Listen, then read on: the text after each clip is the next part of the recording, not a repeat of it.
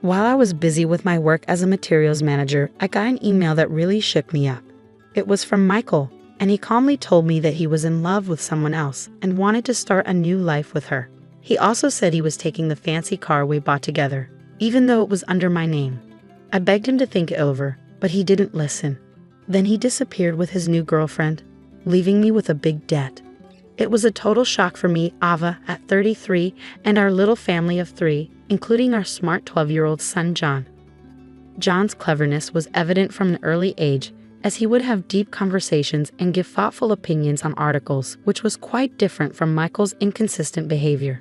Even though Michael hadn't held down a stable job, he somehow managed to keep money coming in for the past 4 years, encouraging us to make lasting memories as a family. This led us to buy a camper van worth $388,000. However, because Michael couldn't meet the financial requirements, I ended up responsible for the loan. On the day we were supposed to get the camper, Michael sent an email saying he was taking it, leaving me to deal with the financial burden alone. When I confronted him, he confessed to having an affair and said he was leaving to start a new life. He even mentioned divorce, something we had argued about before. But now it was really happening, catching me completely off guard. Finding out about Michael's betrayal and then him disappearing, leaving me with a huge debt and no way to contact him, was devastating. I tried to reach him, but it was useless, and he never sent the divorce papers he promised. On top of that, we were still dealing with the $38,000 loan. In the midst of all this chaos, John's understanding of the situation made it clear just how much Michael leaving had affected us emotionally and financially. This wasn't just a tough situation, it was a harsh wake-up call to reality. I had to figure out how to move forward after being betrayed, all while making sure John was okay and dealing with this overwhelming debt. After dinner, John came up to me looking worried, his young face showing concern. "Mom, what's up? You haven't been eating much lately. Are you okay?" His worry made me stop for a moment. "Oh, I'm probably just a bit tired," I said, trying to brush it off. But John, wise beyond his years, said, they say when people lie, they look up to the right. Lying isn't good, Mom." Then he cautiously asked about Dad's absence, saying Dad hasn't been around for 2 days. Did something happen?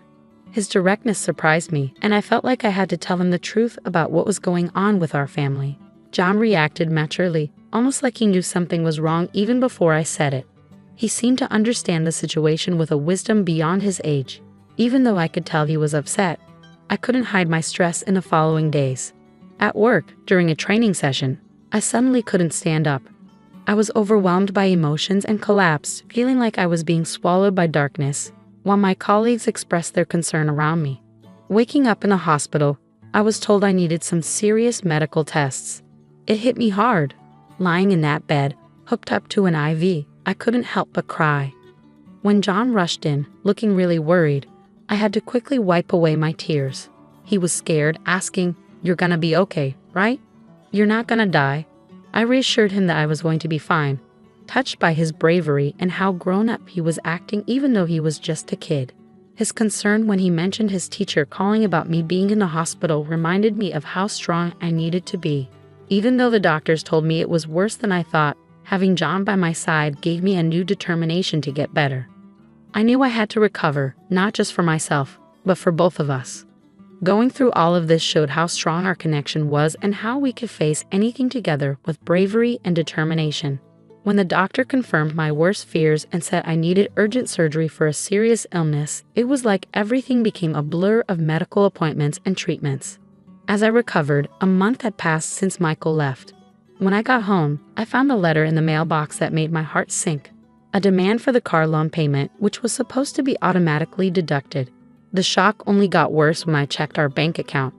What used to have $445,000 now had just $29.90 left. Michael had taken almost all our savings, leaving us in a really tough spot without the camper van. I felt even more hopeless knowing I couldn't sell it to make up for the money we lost. Seeing how upset I was, John stepped in to help in the kindest way possible, suggesting he could start delivering newspapers and look for online jobs to pitch in. His willingness to take action was like a ray of hope, pulling me out of my sadness. Now's not the time to give up, I told myself, feeling encouraged by his positivity. Together, we came up with a plan to get the camper van back, using a clever idea. We could track its location using the GPS on John's phone, the one we got for him. It was a plan born out of necessity and John's smart suggestion, giving us a new direction. It was something we hadn't thought of before, offering a glimmer of hope in what felt like a hopeless situation. With the GPS app, we could keep an eye on where the van was, a crucial first step in our mission to get back what was rightfully ours. Going through this tough time had not only shown how strong we were, but had also brought us closer together, all working toward the same goal. Worried about Michael possibly getting away with excuses, John's confidence was like a shining light. "Don't worry, Mom. I've got it covered," he said with a smile that put me at ease. I was amazed by his forward thinking and independence. Even when I was vulnerable and in the hospital worrying about everything, John had come up with a plan that was so smart. I couldn't have thought of it myself.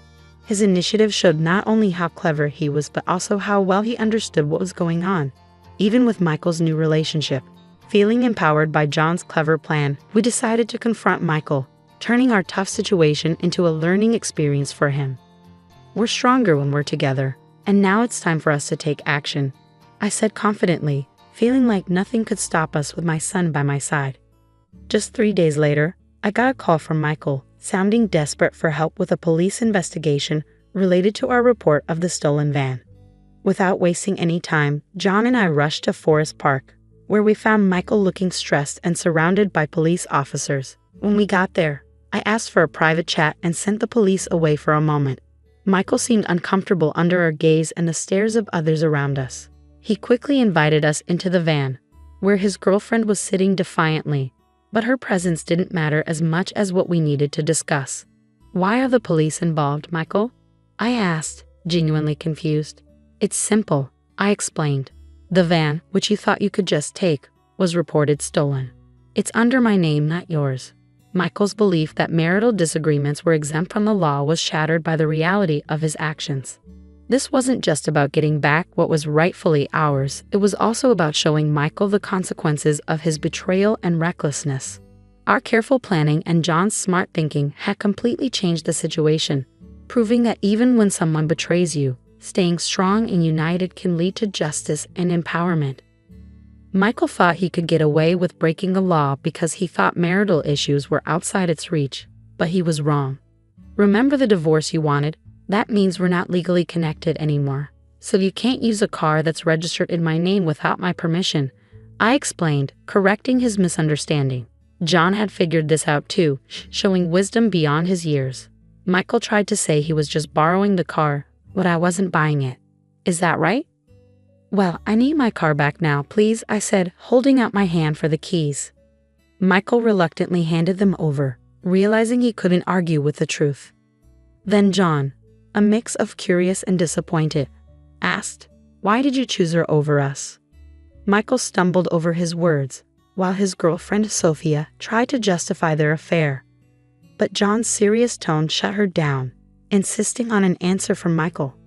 When pressed, Michael reluctantly explained how their affair started and grew, leading to his decision to leave with Sophia, who was now pregnant, and the van. "Why take the van?" I asked, already having an idea thanks to the GPS app we had on both our phones for safety after John's hiking incident. This tool unexpectedly gave us updates on Michael's location, showing us he was misusing the van. This was a big moment where our preparation and John's clever thinking made a difference, showing the importance of taking responsibility and the power of technology in uncovering the truth. Finding out that John had faked getting lost on our hike just to get a cell phone amazed me. His actions, driven by a feeling that something wasn't right with his dad, led to a plan to keep track of Michael. "You're quite the strategist," I said, impressed by his cleverness. I was amazed, even though I joked about how John seemed to predict what would happen. When confronted with John's honest words, Michael couldn't say anything to defend himself. On the other hand, John's grown-up way of speaking and standing firm in what he believed made me feel proud as a mother and determined to make things right. The fact that Michael had taken $45,000 from our account, money I had saved before we got married and during all the times when Michael couldn't keep a steady job, was especially upsetting. Realizing that divorcing Michael was a relief showed just how much he had betrayed me. Even though Michael tried to make it seem like taking the van and the money was just a small argument between us, I was determined to take legal action. "Should I call the police now?" John asked, ready to dial the number on his phone and bring in the authorities. Sophia, who had been listening in, panicked as things escalated, especially with her own parents arriving, angry and ready to confront her for her part in everything. When she tried to leave the van, her parents stopped her, yelling loudly. "I'm sorry, please don't be mad," she begged, hoping for some sympathy that wasn't there. I had taken the step to tell her parents about what was going on, prompted by John's visit to Michael's workplace while I was in the hospital. He had told them what was happening with our family, leading to an investigation that brought Sophia's parents into the picture. This confrontation wasn't just about exposing Michael and Sophia's lies. It showed how far John and I would go to make things right and protect our family. It proved how important it is to take responsibility for your actions and to stand up to those who try to deceive you, no matter how complicated things get. I sat down with Michael and recounted the whole messy story to them, explaining how we ended up in this situation. Things took a surprising turn when I questioned the timing of Sophia's pregnancy, pointing out some inconsistencies that suggested the baby might not be Michael's. Michael was shocked by this revelation, staring in disbelief as the truth sank in. Sophia tried to deflect, but tensions rose, leading to a heated argument between her and Michael as they each tried to blame the other. Their fight showed just how deep their deception went, and everyone there saw it. As the night went on and the police arrived with their flashing lights, Michael went back and forth between denying everything and admitting he was wrong, begging for forgiveness and promising to change. But John made a wise observation that real change is rare for those who keep making mistakes on purpose. I was determined to make sure Michael faced the consequences of his actions, showing that we wouldn't let him get away with what he'd done. We were committed to handling the aftermath with dignity and making sure justice was served. The $45,000 loss was just the beginning. Michael agreed to pay child support each month, and his wages were garnished to cover these expenses and others. It was the start of a long journey to make things right. Selling the camper van not only got rid of the loan, but also symbolized leaving the past behind, allowing me to focus on healing and the future. As time passed, I regained my strength, thanks to my renewed dedication to my job and the constant support from John. He took on household chores with a maturity beyond his years. Despite the challenges, this experience strengthened our determination to move forward. We were inspired by the lessons learned and the justice served. And through it all, we made sure John knew that integrity and resilience are important qualities to have when facing tough times, so he could keep chasing his dreams with confidence. I had been running around all day, making sure everything was perfect for the charity event. The football team I managed was hosting, and it was crucial everything went smoothly. By the time the guests started pouring in, I was already exhausted but had to keep the smile plastered on. I was checking the auction items when I first saw him. John was hard to miss. He was handing out programs at the door, his smile genuine and reaching his eyes. I figured he was just another volunteer, but something about him caught my attention. "Need a hand with those?" His voice was warm as he approached me by the auction table. I looked up, a bit startled. "Oh, thanks, but I think I've got it under control," I said, stacking the last of the brochures. "Sure looks like it," he chuckled, glancing around at the well-organized venue. "John," he extended his hand, which I shook, feeling his firm grip. "Emily," I introduced myself, trying to ignore the little spark that shot through me at the contact. "So, Emily, you run this whole operation?" His eyebrows shot up, clearly impressed. "Yeah, I manage the team and organize these events. It's a lot, but I love it." John nodded, his eyes scanning the room before settling back on me. "Looks like you do a great job. It's nice seeing so much support for a good cause." The conversation flowed effortlessly. We talked about the event, the team, and somehow drifted into more personal territories like our favorite movies and books. It was refreshing to talk to someone who was genuinely interested in what I had to say. "So, you volunteer often?" I asked, sipping my drink as we leaned against a high table. "Whenever I can. My buddy dragged me here, but I'm glad he did." John's smile was infectious, and I found myself grinning back. Dragged? Really, that's the story you're going with? I teased, raising an eyebrow. He laughed, a sound that was hearty and sincere. Okay, maybe not exactly dragged. I wanted to come. And I'm glad I did, meeting you is a bonus. As the night wore on, I realized I was enjoying myself more than I had at any previous event. It wasn't just the success of the evening, it was John. He was easy to talk to, didn't put on airs, and didn't shy away from showing his interest. His down-to-earth nature was a breath of fresh air in the usual snooty crowds I mingled with. Hey, before this night ends, can I see you again? John's question caught me a bit off guard, not by the content but by the earnestness in his voice. I'd like that, I admitted, my usual guarded self taking a back seat. Great, it's a date then, he said with a confident nod, his smile wide. As I watched him mingle with other guests, thanking them for their contributions, I couldn't help but feel like maybe, just maybe, this was the start of something special. The drive over to John's parents' place was quiet, too quiet. I kept fidgeting with the hem of my skirt, my stomach in knots. John noticed, of course, and reached over to give my hand a reassuring squeeze. It's gonna be fine, Em. They're gonna love you, he said with a smile, but I could tell he was a bit nervous too. As we pulled into the driveway of a tidy suburban home, my anxiety ramped up. John's mom, Martha, and his sister, Karen, were already waiting at the door as we walked up.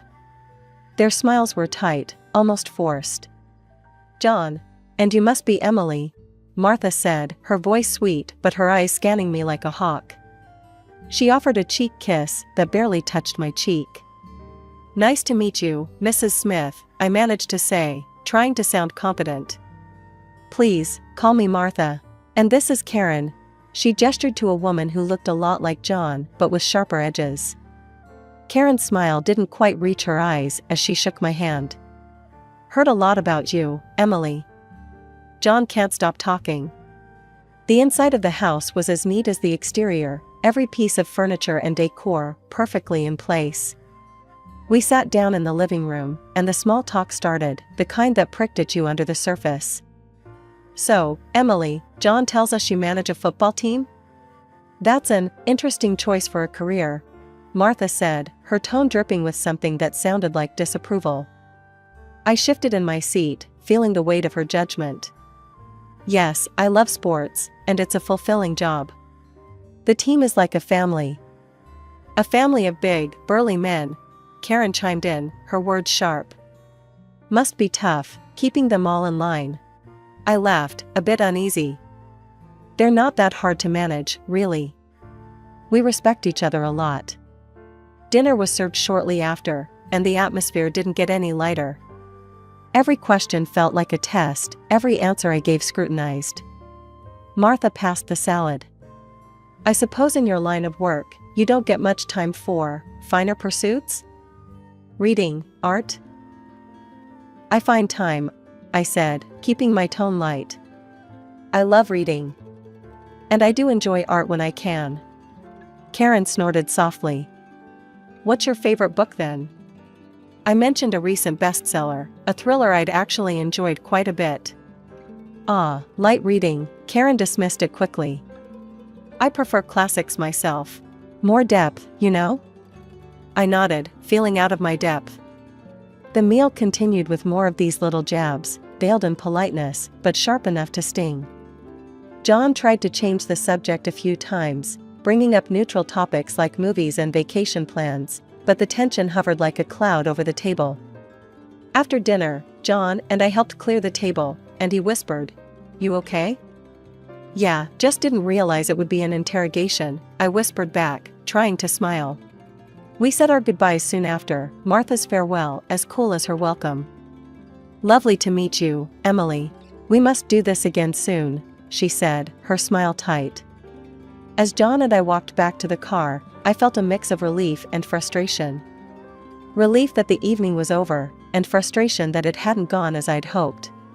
Wedding planning was supposed to be fun, or so I thought. But every decision felt like walking through a minefield with John's mom and his sister having an opinion on everything. From the color of the napkins to the seating arrangements, nothing escaped their scrutiny. "Really, Emily, chartreuse for the bridesmaids? It's such a vibrant choice," Martha had said one afternoon, eyeing my color swatches like they were toxic waste. I tried to keep my cool, clenching my fists under the table. "John likes it. It's lively, don't you think?"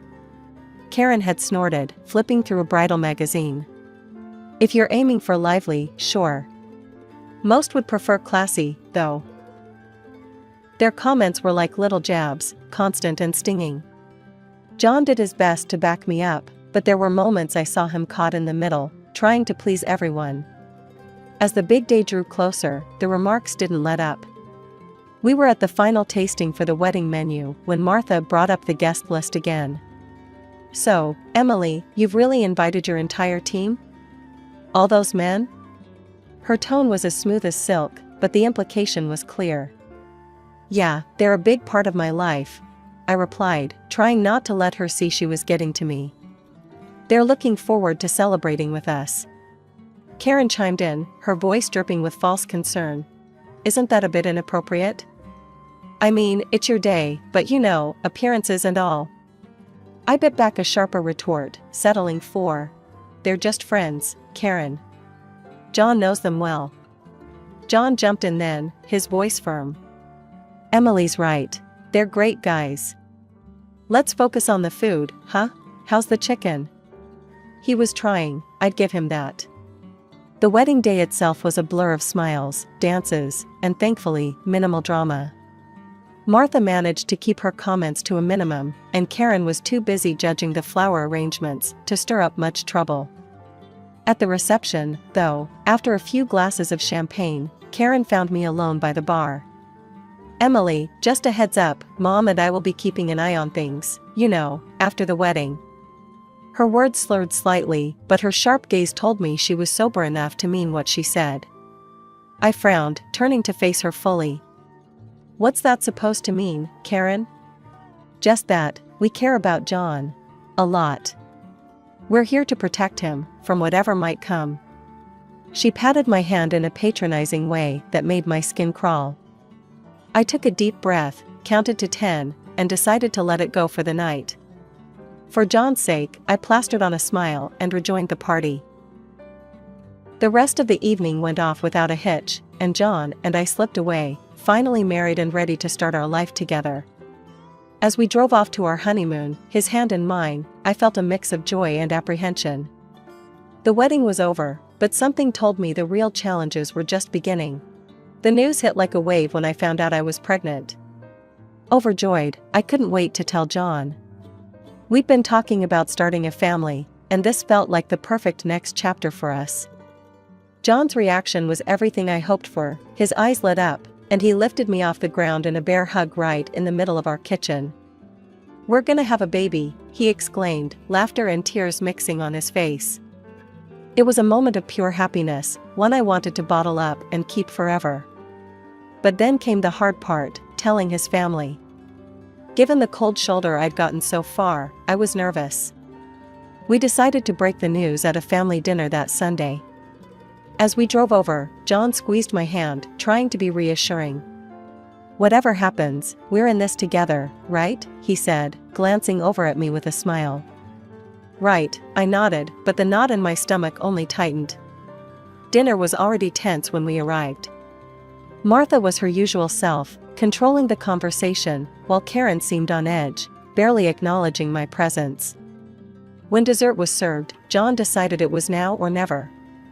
"So, we have some news," he began, his voice steady but filled with excitement. Martha and Karen turned their full attention to us, forks paused midair. "We're expecting a baby," I said, managing a smile despite the anxiety. Martha's reaction was hard to read at first. She just sat there, blinking, before forcing a smile. "Well, that's wonderful news," she said, her voice a bit too high-pitched. Karen, on the other hand, didn't bother hiding her feelings. "A baby, huh? You sure it's John's?" Her words cut through the air, sharp and cold. John's face turned red, and he slammed his hand on the table. "Karen, what the hell? I felt a chill run down my spine, but I forced myself to speak. Yes, I'm sure. Why would you even say that? Karen shrugged, looking from me to John with a smirk. Well, you work with a lot of men, Emily. It's a fair question. That's out of line, Karen. Totally out of line, John shot back, his tone harsh. Martha intervened then, her voice soothing but with an undercurrent of steel. Now, let's not jump to conclusions. We're just surprised, that's all. Right, Karen? Karen muttered something under her breath and pushed her chair back. I need some air, she announced before stalking off. The rest of the evening went downhill. We left soon after Karen's exit, the car ride home filled with silence and unsaid words. I could tell John was furious and embarrassed, and I didn't know how to comfort him without stirring up more anger. John, I'm sorry about that, I finally said as we neared our house. It's not your fault, Em. It's Karen. She's out of line. We'll handle it, he replied, his grip on the steering wheel tight. As we pulled into our driveway, I couldn't shake off Karen's words or the look in her eye.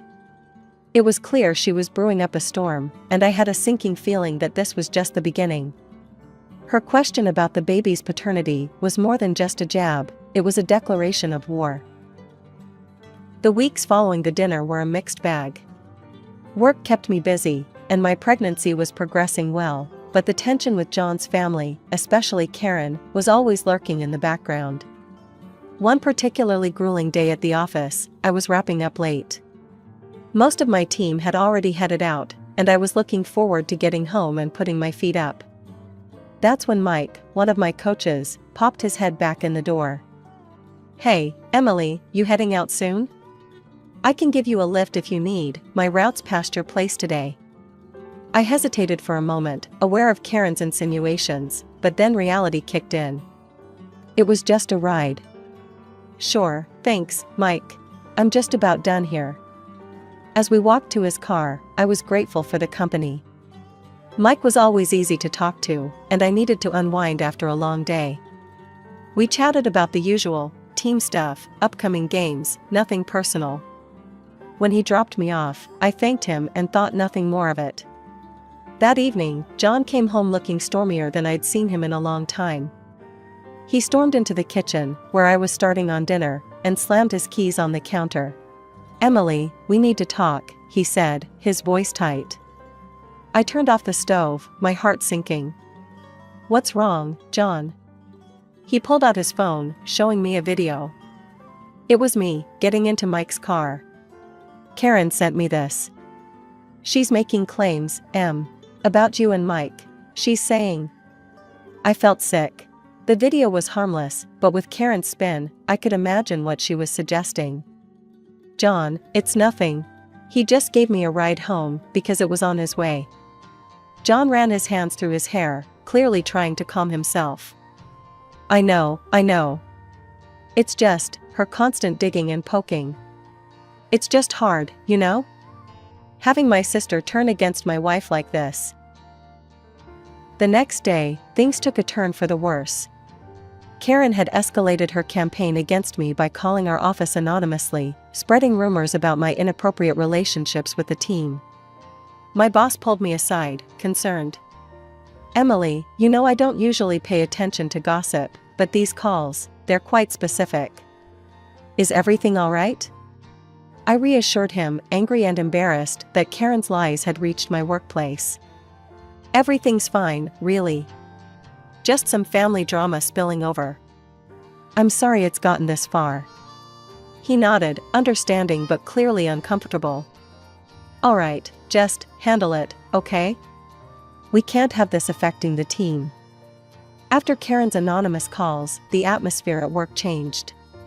It wasn't just the whispers, it was the looks.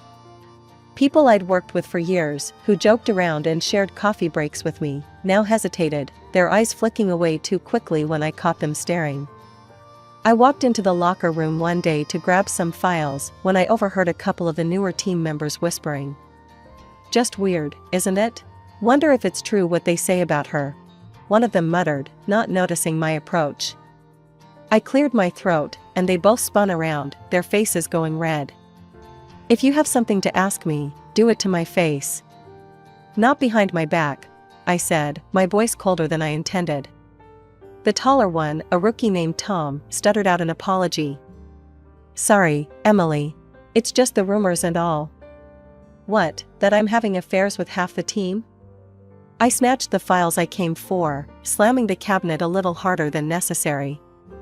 "It's crap, and you do well to remember that." I left them standing there, probably more scared of me now than of any tabloid trash they heard. This was what Karen wanted, to make me doubt myself, to isolate me. I wasn't going to let her win.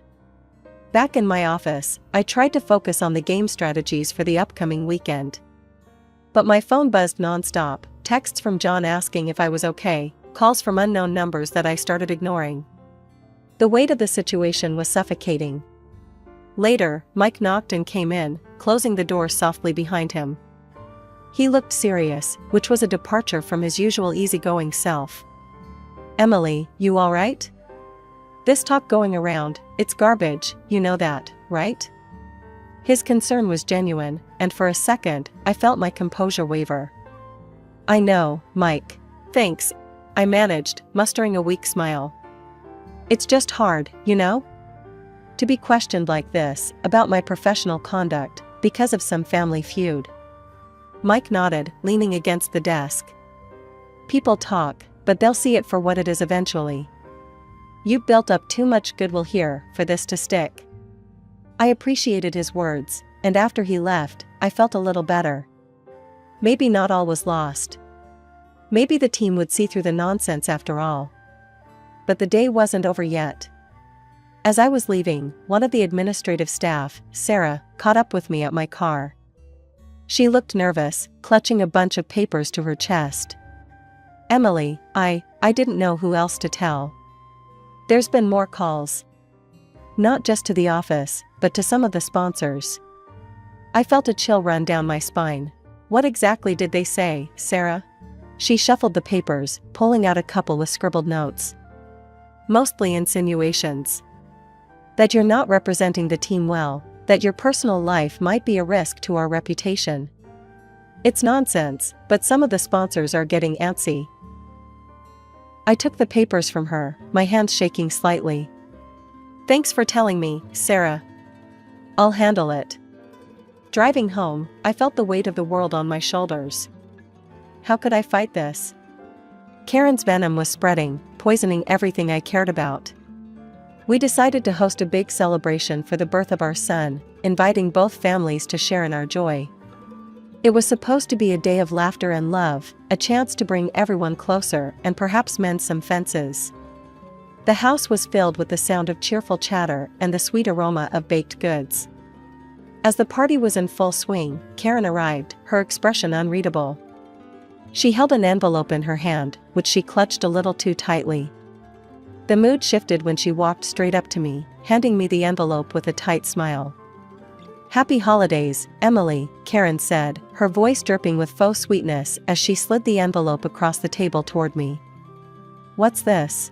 I asked, not touching the envelope, feeling John's grip tighten. "A little gift. For peace of mind," Karen replied, her eyes glinting with malice. I glanced at John, who nodded slightly, and I steeled myself before opening the envelope. Inside was a paternity test voucher. My heart sank, but I wasn't about to give her the satisfaction of seeing me upset. "You serious right now, Karen?" John's voice was low, dangerous. "Why not prove it, Emily? If you're so sure," Karen taunted, leaning back in her chair, a smirk playing on her lips. I looked around the table at the shocked faces of the family. Then, something in me snapped. I was done being the victim in Karen's twisted little game. "You want a test, Karen? Fine. Let's do it. Let's clear the air once and for all," I said, my voice steady even though my heart was pounding. John was staring at Karen, his expression hard. "And when it shows that I'm the father, Karen, I want you to stop this. Stop all your crap." Karen shrugged, looking around at the family members who were whispering among themselves. "Sure, when it shows John is the father." The next week was a whirlwind of doctor's appointments and waiting. When the results came back, John and I opened them together. No surprise, John was indeed the father. We called another family meeting, this time at our home. Karen and Martha arrived, looking slightly apprehensive. I handed them the test results without a word. Karen opened the envelope and read the results. The color drained from her face as she realized what it meant. Martha read over her shoulder, her expression crumbling into one of embarrassment. John took a deep breath before he spoke, his disappointment palpable. "This needs to stop, Karen. Mom, I can't believe you supported this. We're supposed to be family." The room was heavy with tension, the air thick with unspoken regrets. Martha looked at me, then at John, and finally at the floor. "I'm sorry, Emily. We were wrong." Karen was silent, her usual bravado gone. She muttered a low apology before avoiding my gaze. As they left, the relief was palpable. Although the air had cleared somewhat, the wounds were deep. It would take time to heal, if at all. But as John and I looked at our son, sleeping peacefully in his crib, we knew we'd weather any storm for him. After the paternity test fiasco settled, I couldn't shake off a lingering sense of injustice. Despite proving Karen wrong, the sting of her accusations still burned bright. The whole ordeal had sparked a flame of revenge in me that I hadn't known I possessed. Karen's birthday was just around the corner, and an idea began to form in my mind, a plan to give her a taste of her own medicine. The day of Karen's birthday arrived, and the family gathered at John's parents' house for the celebration. Everyone was in high spirits, chattering and laughing, oblivious to the storm that was about to break. I had managed to keep my plan a secret, even from John, who I knew would disapprove of any kind of retaliation. As Karen opened her gifts, laughing and thanking everyone, I felt my heart pound in my chest. It was now or never. I approached her with a serene smile, the same DNA test certificate in hand that she had so callously gifted me months ago. "Happy birthday, Karen," I said, my voice calm as I handed her the envelope. "I thought you might appreciate this little gift, just as I did." Karen's face dropped as she took the envelope, confusion turning to apprehension. "What's this?" she asked, her voice a tremble. "A paternity test," I replied coolly. "After all, if you have nothing to hide, there's no harm, right?" The room fell silent. Everyone's eyes were on Karen, then on me. Martha looked from me to her daughter, clearly shocked. Karen hesitated, her face pale, then laughed nervously. "You're joking, right, Emily?" "No joke, Karen. Fair is fair," I said, meeting her gaze steadily. Under the weight of the family's expectant looks, Karen finally agreed. The test was done the following week, and we all awaited the results. When they came back, they revealed the shocking truth: Paul was not the father of Karen's children. The news broke during another family gathering, and chaos ensued. "How could you, Karen?" Martha's voice was filled with disbelief and anger. Paul, silent until then, stood up, his face hard with betrayal. "Who is he, Karen? Who?" Before Karen could respond, I played my final card. I pulled out my phone and showed them a video of Karen kissing an unknown man passionately at the stadium, a man who was later identified as Paul's best friend. "It's not what it looks like," Karen yelled, desperation creeping into her voice as she turned to face the family, who watched in stunned silence. "Emily set this up. She's trying to ruin me." "I did nothing but uncover the truth, Karen. The same truth you were so keen to find in my life," I said, my voice steady despite the pounding of my heart. I explained that I had hired a private investigator after her relentless accusations. What he found was years of deceit on Karen's part. The revelation shattered the family. Accusations flew, tears were shed, and in the end, Paul and Karen's marriage crumbled under the weight of her infidelities. Karen tried to blame me for everything, but the evidence was irrefutable. In the aftermath, John and I decided it was best to distance ourselves from the drama. We focused on our own family, our little boy who was growing up so fast. Occasionally, we would hear snippets of Karen's tumultuous life, but we chose to stay out of it. Instead, we treasured every moment with our son, building a world around him filled with love and devoid of chaos. Sitting on our porch one evening, John wrapped his arm around me, a soft sigh escaping him. "You know, Em, in the end, I think we did the right thing. For us, for him." I nodded, leaning into his embrace. "We did, John. We really did. No matter what came our way, we faced it together. That's what family does." As the sun set, casting a warm glow over the horizon, I felt a profound sense of contentment. We had faced challenges, but we had faced them together, and that made all the difference. Our future, bright and promising, was all that mattered now. My name is Sarah, and I've always believed that family is the most precious thing in life. I'm married to my loving husband, Jack, and we have 2 wonderful adult children, our son, Michael, and our daughter, Emily. Michael followed in his father's footsteps and became an engineer, while Emily pursued her passion for art. I couldn't have been prouder of both of them. Emily's artistic career took off quickly after college. She organized exhibitions that drew quite a crowd, and I never missed a single one. I remember her first major show like it was yesterday. The gallery was packed, and Emily's paintings were the talk of the evening. As I walked around the gallery admiring Emily's work, I spotted her talking animatedly with a tall, handsome man. Little did I know then that this man, David, would become her husband and the father of my granddaughter. Their whirlwind romance was a joy to watch. David seemed to adore Emily, and she was happier than I'd ever seen her. They married in a beautiful ceremony just a year after they met, and soon after, Emily announced she was pregnant.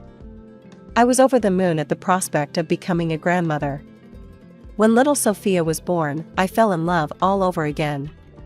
She had Emily's dark curls and David's green eyes, a perfect combination of both her parents. It was around this time that Emily made a decision that surprised me. She announced that she was quitting her job to work from home and raise Sophia full-time. "Are you sure about this, honey?" I asked her one afternoon as we sat in her living room, watching Sophia play with her blocks. "Your career was just taking off. I'd be more than happy to help with Sophia if you want to keep working." Emily shook her head, a determined look in her eyes. "I appreciate the offer, Mom, but I want to do this myself. I'm ready to sacrifice my career for Sophia. She needs me right now." I couldn't quite shake the feeling that something was off about this decision, but I respected Emily's choice. After all, she was a grown woman capable of making her own decisions. As the months passed, I noticed that Emily became more distant. Our regular coffee dates became less frequent, and when I called, she always seemed to be busy. As Emily drifted away, I found myself spending more time with Michael and his wife, Lisa. When they had their son, Tommy, Lisa asked if I could help out as a nanny. Of course, I jumped at the chance. And so, I threw myself into my role as Tommy's nanny. It was exhausting but rewarding work, and it helped fill the void left by Emily's absence. Still, I couldn't help but wonder if Emily was upset about the time I was spending with Tommy. I wanted to talk to her about it, but she kept avoiding my calls and canceling our plans. As Christmas approached, I held on to hope that Emily would reach out. I imagined us all gathered around the tree, Sophia opening presents with wide-eyed wonder. But as the days ticked by, that hope began to fade. On Christmas Eve, I sent Emily a message. "Merry Christmas, sweetheart. We miss you and would love to see you tomorrow. Love, Mom." Hours passed, with no response. I tried to focus on the joy of having Michael, Lisa, and Tommy over, but Emily's absence cast a shadow over the festivities. Christmas morning came and still no word from Emily. As we sat around opening presents, I couldn't help but notice the empty spot where Emily, David, and Sophia should have been. "Mom, are you okay?" Michael asked, noticing my distraction. I forced a smile. "Of course, dear. Just thinking about how fast you've all grown up." But inside, I was seething. This wasn't just about missing a family gathering anymore. This was about crossing a line. After the presents were opened and the dinner was cleared away, I turned to Jack. We need to go see Emily, I said firmly. This has gone on long enough. Jack knew better than to argue when I used that tone. He nodded, and we began gathering gifts for Emily, David, and Sophia. As we pulled up to their house, I noticed that the curtains were drawn, and the Christmas lights that Emily usually put up were noticeably absent. My heart sank a little more. We approached the front door, arms laden with gifts. Jack rang the doorbell, and we waited. Seconds stretched into what felt like hours before we heard movement inside. The door creaked open, and there stood Emily. My heart nearly stopped at the sight of her. She looked different. Tired, yes, but there was something more. Her eyes, usually bright and full of life, seemed dull and weary. She was wearing long sleeves, despite the warmth of the house, and she held herself as if she was in pain. "Mom? Dad? What are you doing here?" Her voice was barely above a whisper. "Merry Christmas, sweetheart," I said, trying to keep my voice steady. "We missed you at the family gathering, so we thought we'd bring Christmas to you." Emily's eyes darted nervously behind her before she stepped onto the porch, partially closing the door behind her. That's really nice of you, but you shouldn't have come. I'm not feeling well, and I didn't want to get anyone sick." It was then that I noticed the bruise on her arm, partially hidden by her sleeve. My motherly instincts went into overdrive. "Emily, what happened to your arm?" I asked, reaching out to her. She flinched away from my touch, pulling her sleeve down. "Oh, it's nothing. I had a little accident the other day. Slipped in the bathroom. Clumsy me." I exchanged a glance with Jack. We both knew she was lying. "Where's Sophia?" Jack asked, trying to peek inside the house. "We brought her some presents." Emily's face softened at the mention of her daughter. "She's napping right now. But I'm sure she'd love to see you. Maybe she could come visit you tomorrow?" I nodded eagerly, grasping at this olive branch. "Of course. We'd love to have her over." We chatted for a few more minutes, the conversation stilted and uncomfortable. Emily kept glancing back at the house, as if afraid someone would overhear. As we were about to leave, I couldn't help but pull Emily into a hug. She stiffened at first, but then melted into my embrace. For a moment, I felt like I was holding my little girl again. The next day, I woke up early, my mind still reeling from our visit to Emily's house. I busied myself in the kitchen, preparing Sophia's favorite foods and setting up some art supplies. Around noon, the doorbell rang. I rushed to answer it, finding Emily standing there with Sophia. My heart ached at the sight of my daughter, her eyes darting nervously as if expecting trouble. "Hi, Mom," she said softly. "Sophia's excited to spend some time with you." I knelt down to Sophia's level, opening my arms. "Hello, sweetheart. Grandma's so happy to see you." Sophia hesitated for a moment before running into my embrace. I held her tightly, breathing in her sweet, familiar scent. Emily handed me Sophia's backpack. "I've packed some of her things. I'll be back to pick her up this evening, okay?" I turned my attention to my granddaughter, determined to make the most of our time together. "Come on, sweetie. Let's go see what fun things Grandma has planned." We spent the afternoon drawing, baking cookies, and playing with dolls. It was wonderful to see Sophia laugh and play, but I couldn't shake the feeling that something was off. She seemed more subdued than usual, often glancing at the door as if expecting someone to burst in. As we sat coloring together, I decided to gently probe. "Sophia, honey, is everything okay at home?" Sophia's crayon paused mid-stroke. She looked up at me with those big, innocent eyes. "Mommy cries a lot," she said quietly. My heart clenched. "Why does Mommy cry, sweetheart?" Sophia shrugged, returning to her coloring. "Daddy yells at her. He says mean things." I tried to keep my voice calm, even as anger and fear surged through me. "What kind of mean things, Sophia?" "He says Mommy is stupid and can't do anything right. Sometimes he grabs her arms really hard." Sophia demonstrated, gripping her own arm tightly. We sat like that for a while, my mind racing. I knew I had to do something, but I wasn't sure what. I couldn't let Emily and Sophia continue living in fear. As the afternoon wore on, Sophia's play took a disturbing turn. She began acting out scenes with her dolls, making them yell at each other and push each other around. "Sophia," I said gently, "where did you learn to play like that?" She looked up at me, her face serious. "That's how Daddy treats Mommy sometimes."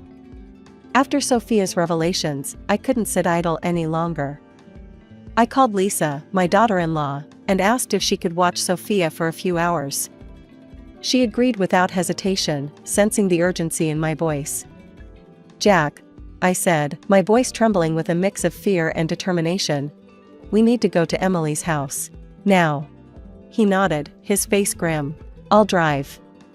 The ride to Emily's house was tense, filled with unspoken worries. As we pulled up to their street, I suggested we speak to the neighbors first. "Maybe they've heard something," I reasoned. "It could give us a better idea of what's really going on." We approached the house next door, and a middle-aged woman answered. Her eyes narrowed as we introduced ourselves as Emily's parents. "We're concerned about our daughter," I explained. "Have you heard any disturbances from their house? Any arguments or screaming?" The woman's face hardened. "I haven't heard a thing," she said dismissively. "They seem like a perfectly normal couple to me." Her arrogant tone set my teeth on edge, but I thanked her politely. As we walked away, Jack squeezed my hand reassuringly.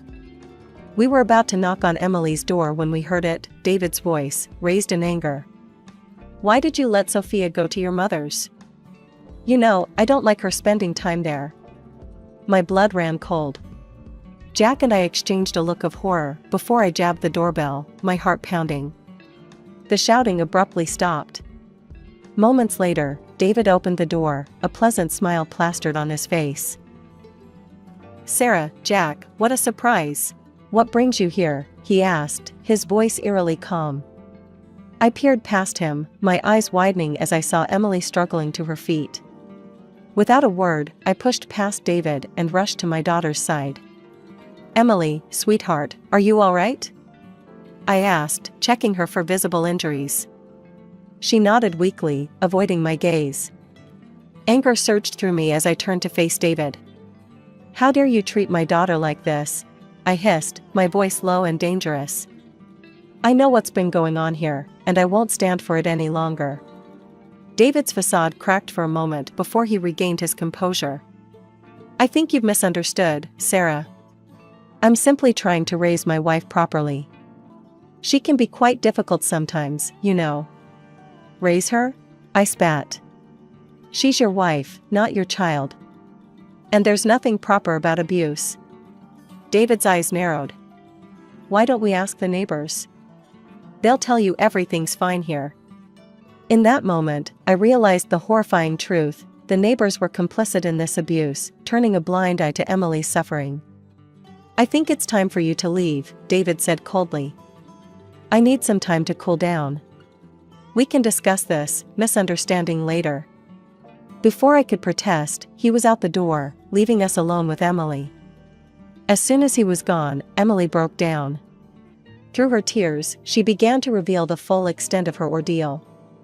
David had forced her to quit her job, isolated her from family and friends. He controlled her every move, checking her phone and taking away her car. "He told the neighbors I was a bad wife and mother," she whispered. "That he was raising me to be better." They all believed him. I became an outcast in my own neighborhood. My heart shattered as I listened to my daughter's pain. I held her tightly, vowing silently that I would do whatever it took to get her and Sophia out of this nightmare. "He's gone to get more alcohol," Emily said, fear creeping into her voice. "He'll be back soon." As we began to plan our next move, I knew we were in for a fight. But looking at my daughter's bruised but hopeful face, I knew it was a fight worth having. No matter what it took, we would free Emily from this cycle of abuse and bring her home where she belonged. I turned to Emily, my voice firm but gentle. "Sweetheart, I want you to pack your things and Sophia's. You're coming home with us." Emily's eyes widened with a mix of hope and fear. But Mom, what about David? He'll be so angry. Jack stepped forward, his jaw set with determination. That's his problem, not yours. I'm your father, and I'll protect you. Both of you. With trembling hands, Emily began to gather their belongings. I helped her, moving quickly and efficiently, knowing time was of the essence. Within minutes, we had packed the essentials into 2 suitcases. As we left the house, I could hear murmuring voices. A group of neighbors had gathered near the gate, their eyes following us with disapproval. An elderly woman stepped forward, her face pinched with judgment. You should be ashamed, she spat at me. You've raised your daughter poorly. She should be grateful that her husband tolerates her and takes care of her and the child. Anger surged through me.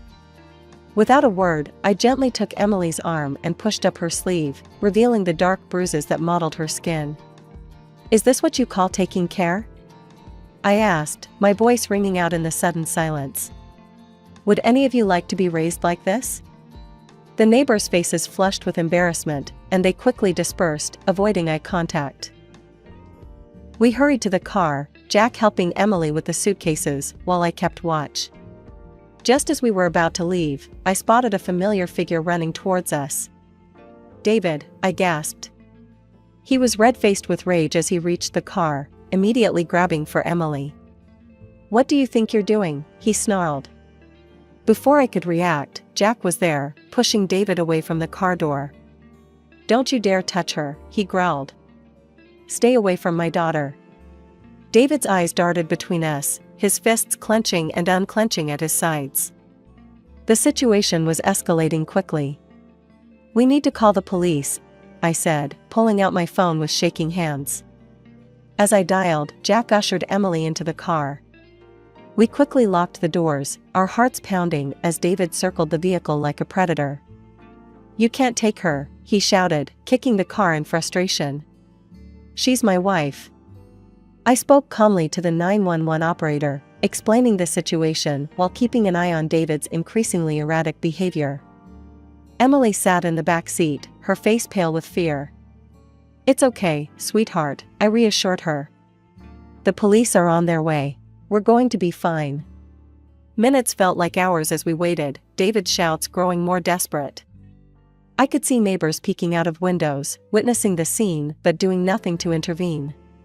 Finally, we heard sirens in the distance. David's face contorted with panic, and for a moment, I thought he might try to run. But he stood his ground, a defiant look in his eyes as the police cars pulled up. The arrival of the police brought a momentary sense of relief. Officers quickly assessed the situation, examining Emily's visible injuries and taking statements from all parties involved. The tension in the air was palpable as David was handcuffed and placed in the back of a police car. He'll be detained for a few days while we investigate, one of the officers informed us. We'll need you to come to the station to provide a formal statement, Mrs. Thompson. Emily nodded, her voice barely above a whisper. Okay. The next few days were a whirlwind of activity. Emily bravely recounted her experiences to the police, her voice growing stronger with each retelling. I stayed by her side, offering support and corroborating her story where I could. However, our hope for a quick resolution was dashed when David's lawyer presented a united front of neighbors all claiming that Emily and David had a perfectly normal relationship. She's always been dramatic, one neighbor testified. David's a saint for putting up with her. Their words made my blood boil, but I reminded myself to stay calm for Emily's sake. Determined to prove Emily's innocence, we agreed to a lie detector test. I held my breath as she answered question after question, her voice steady despite the stress. When the results came back confirming her truthfulness, I felt a surge of vindication. A psychological evaluation followed, revealing the depths of Emily's trauma. Your daughter is suffering from severe depression, likely stemming from prolonged domestic abuse, the psychologist explained to me privately. She'll need ongoing support and therapy. Despite the mounting evidence, David remained adamant about his innocence. His latest threat to seek full custody of Sophia sent Emily into a panic. "He can't take her, Mom," she sobbed. "I can't lose my baby." That's when I knew we needed to dig deeper. I hired a private detective, hoping to uncover something in David's past that would expose his true nature. Weeks passed as the detective worked tirelessly. Emily and Sophia stayed with us, slowly beginning to heal in a safe environment. Watching my daughter rediscover her smile was both heartwarming and heartbreaking. Finally, the detective called with news. "Mrs. Thompson, I found something you need to see." The information he presented was shocking. David had a history of domestic violence in another city. He'd been ordered to undergo therapy but had fled the state before completing the program. "There's more," the detective said grimly. "I've collected testimonies from other victims. The pattern is always the same: charm, control, then violence." As I leafed through the files, a mix of emotions washed over me. Anger at David for causing so much pain, relief that we finally had concrete evidence, and sadness for all the women who had suffered before Emily. "Thank you," I said to the detective, my voice thick with emotion. This changes everything." The day of the court hearing arrived, and the tension in the air was palpable. I sat beside Emily, squeezing her hand reassuringly as we waited for the proceedings to begin. Our lawyer, a stern-faced woman named Ms. Henderson, arranged the stack of evidence before her. As the judge called the court to order, I could see David across the room, looking smug and confident. That confidence, however, began to waver as Ms. Henderson presented our case. "Your Honor," she began, "I'd like to present evidence of Mr. David Thompson's history of domestic abuse." One by one, she laid out the detective's findings, police reports from David's previous city, incomplete therapy records, and testimonies from past victims. David's lawyer objected vigorously, but the judge overruled him, allowing the evidence. Then came a moment that sent shockwaves through the courtroom. Ms. Henderson called forward a witness, Sarah, David's ex-girlfriend from 7 years ago. Sarah's voice trembled as she recounted her experiences. He would fly into rages over the smallest things. The bruises. I had to cover them with makeup every day. Next, Ms. Henderson presented Emily's lie detector results and psychological evaluation. "As you can see, Your Honor, Mrs. Emily Thompson's account has been verified by multiple professional sources." The coup de grace came in the form of voice messages David had left on Emily's phone. His threatening voice filled the courtroom. "If you ever try to leave me, I'll make sure you never see Sophia again." Just when I thought we'd presented everything, Ms. Henderson surprised us all. "Your Honor, we have one more witness. With the court's permission, I'd like to call Sophia Thompson to the stand, accompanied by her child psychologist." My heart clenched as I watched my 5-year-old granddaughter walk to the front of the courtroom, her small hand clasped in the psychologist's. Sophia's eyes were wide, but her voice was clear as she spoke. "Daddy would yell at Mommy a lot," she said. "He would push her and say mean things. It scared me." Then came the moment that left the entire courtroom in stunned silence. Sophia's psychologist presented a video to the court, a shaky, dimly lit clip that Sophia had recorded on her mother's phone one night when she'd been woken by shouting. In the video, David's enraged voice could be clearly heard, along with the sound of something shattering and Emily's frightened pleas. As the video ended, I could see tears in the judge's eyes. David sat slumped in his chair, all pretense of innocence gone. The judge's verdict came swiftly and decisively.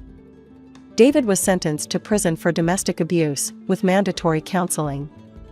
Emily was granted a divorce, awarded 50% of their shared property, substantial financial compensation, and full custody of Sophia. David was barred from any contact with Sophia until she turned 18, and even then, only if she chose to see him. As the gavel fell, I felt a wave of relief wash over me.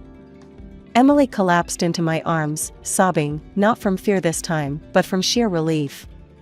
"It's over, Mom," she whispered. "It's finally over."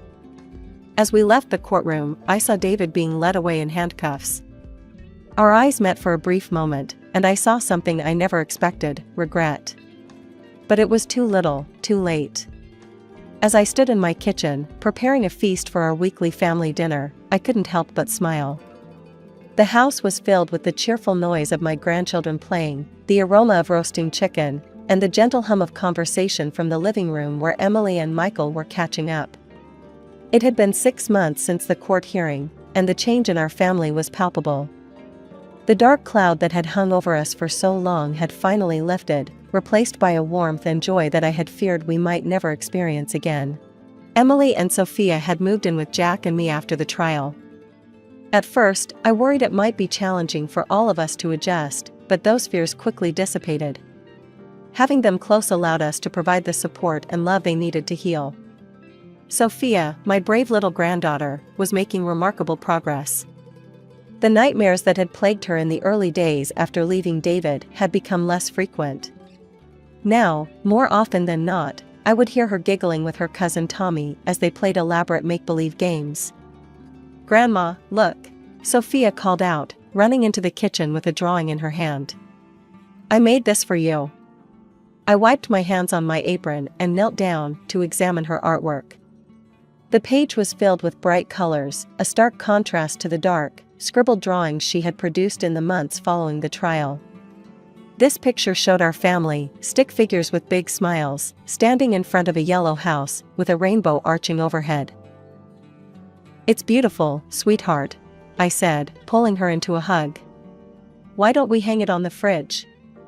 As I stood up, I caught sight of Emily watching us from the doorway, a soft smile on her face. The change in her was just as remarkable as Sophia's. The haunted look in her eyes had faded, replaced by a spark of life that grew brighter each day. "Need any help, Mom?" she asked, stepping into the kitchen. "You can set the table if you'd like," I replied, gesturing to the stack of plates on the counter. As we worked side by side, I marveled at how natural it felt. These simple moments of domesticity, once taken for granted, now felt like precious gifts. Emily had started drawing again, something she hadn't done since the early days of her marriage to David.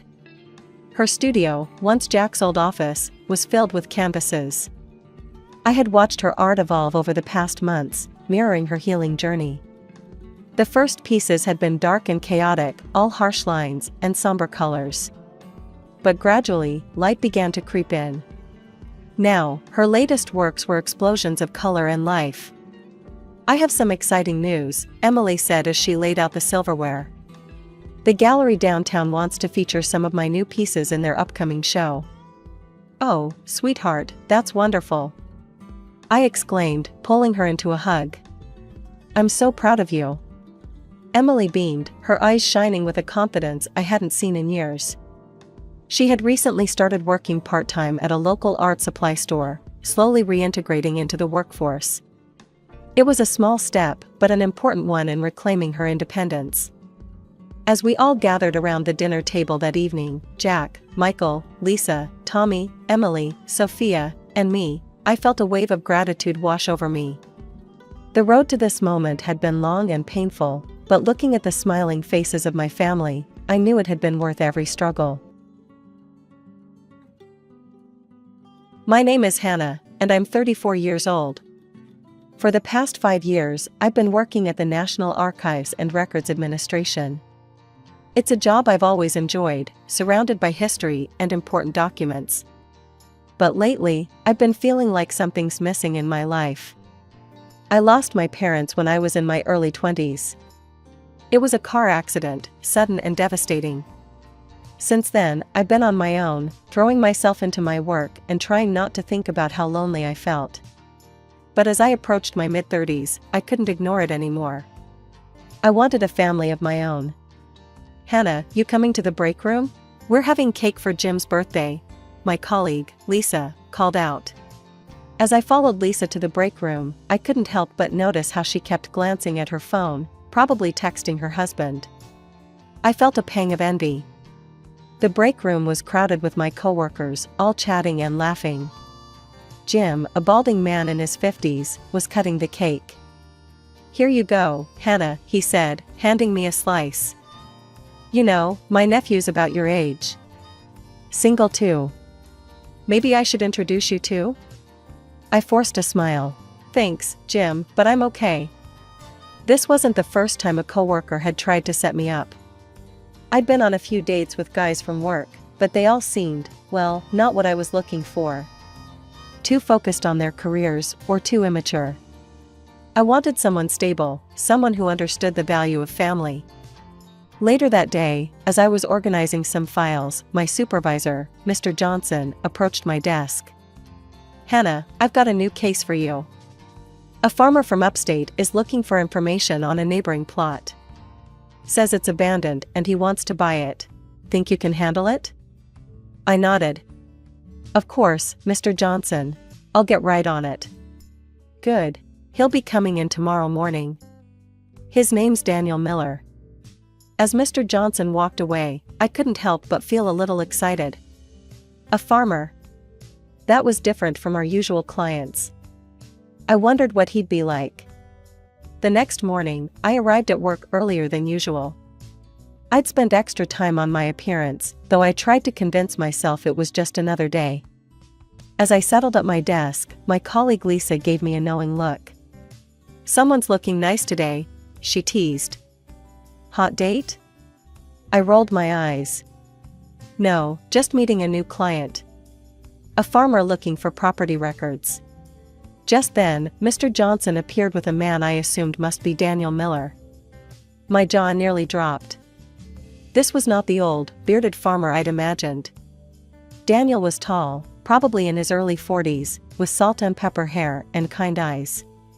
He wore jeans and a plaid shirt, looking somewhat out of place in our office full of suits. "Hannah, this is Mr. Miller," Mr. Johnson introduced us. "He'll be working with you on finding those property records." Daniel extended his hand. "Please, call me Dan." "It's nice to meet you, Hannah." His handshake was firm, his hands calloused from hard work. I felt a flutter in my stomach that I quickly tried to squash. "Nice to meet you too, Dan. Shall we get started?" As we settled into my workspace, I couldn't help but notice how Dan's presence seemed to fill the room. He had a quiet confidence about him that was intriguing. "So, tell me about this property you're interested in," I prompted, trying to keep things professional. Dan leaned forward, his eyes lighting up. "It's the plot next to my farm. Been abandoned for years. I'm hoping to expand, maybe start an orchard. But first, I need to track down the owners." As he spoke, I found myself drawn in by his passion. It was refreshing to see someone so enthusiastic about their work. We spent the next few hours poring over old property records. Dan was surprisingly knowledgeable, asking insightful questions that made our search easier. As we worked, we fell into an easy conversation. "So, how long have you been farming?" I asked during a lull. Dan's face softened. "Born and raised on a farm. Took over from my dad about 15 years ago. It's not always easy, but I love it." There was something in his tone that made me curious. "Sounds like there's a story there." He hesitated for a moment. "Well, it's just me and my boys now. My wife, she passed away a few years back." My heart clenched. "I'm so sorry, Dan. That must be hard." He nodded, a sad smile on his face. "It is. But my boys, they keep me going. They're 7 and 5 now. Great kids." I felt a wave of sympathy wash over me. I lost my parents years ago. I know it's not the same, but I understand loss. The rest of the day flew by. We made good progress on the property search, but it was clear we'd need more time. As Dan was leaving, he hesitated. "Listen, Hannah.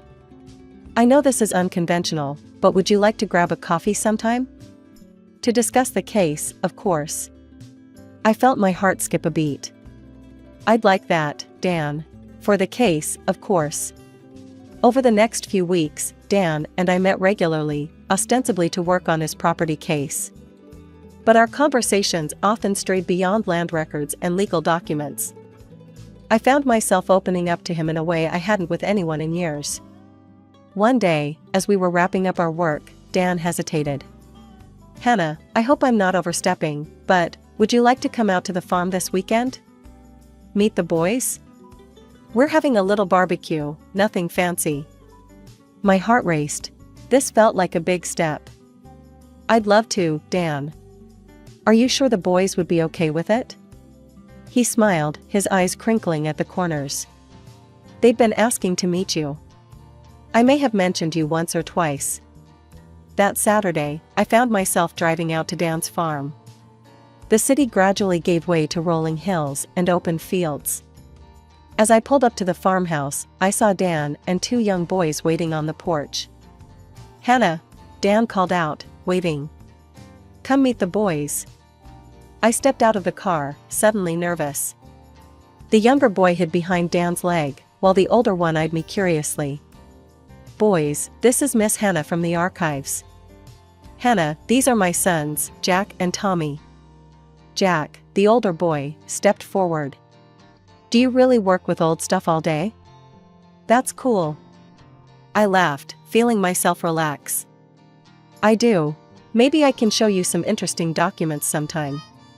Tommy, still shy, peeked out from behind Dan. Do you like chickens? We have chickens. And just like that, the ice was broken. The boys led me on a tour of the farm, showing me their favorite spots and introducing me to various animals. Dan followed behind, a soft smile on his face. As the day went on, I found myself falling into an easy rhythm with Dan and the boys. We grilled burgers, played catch in the yard, and ended the evening roasting marshmallows over a small fire.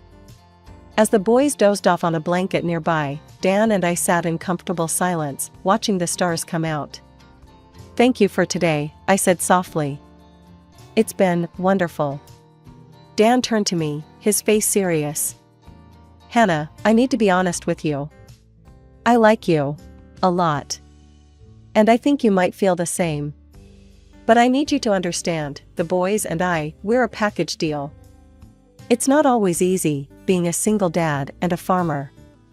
I took a deep breath, gathering my courage. Dan, I like you too. And your boys are amazing. I know it won't be easy, but I'd like to see where this goes. If you want to, that is. Dan's face broke into a wide smile. He reached out, taking my hand in his. I'd like that very much, Hannah. The months that followed were like a dream. Dan and I grew closer, and I found myself spending more and more time at the farm.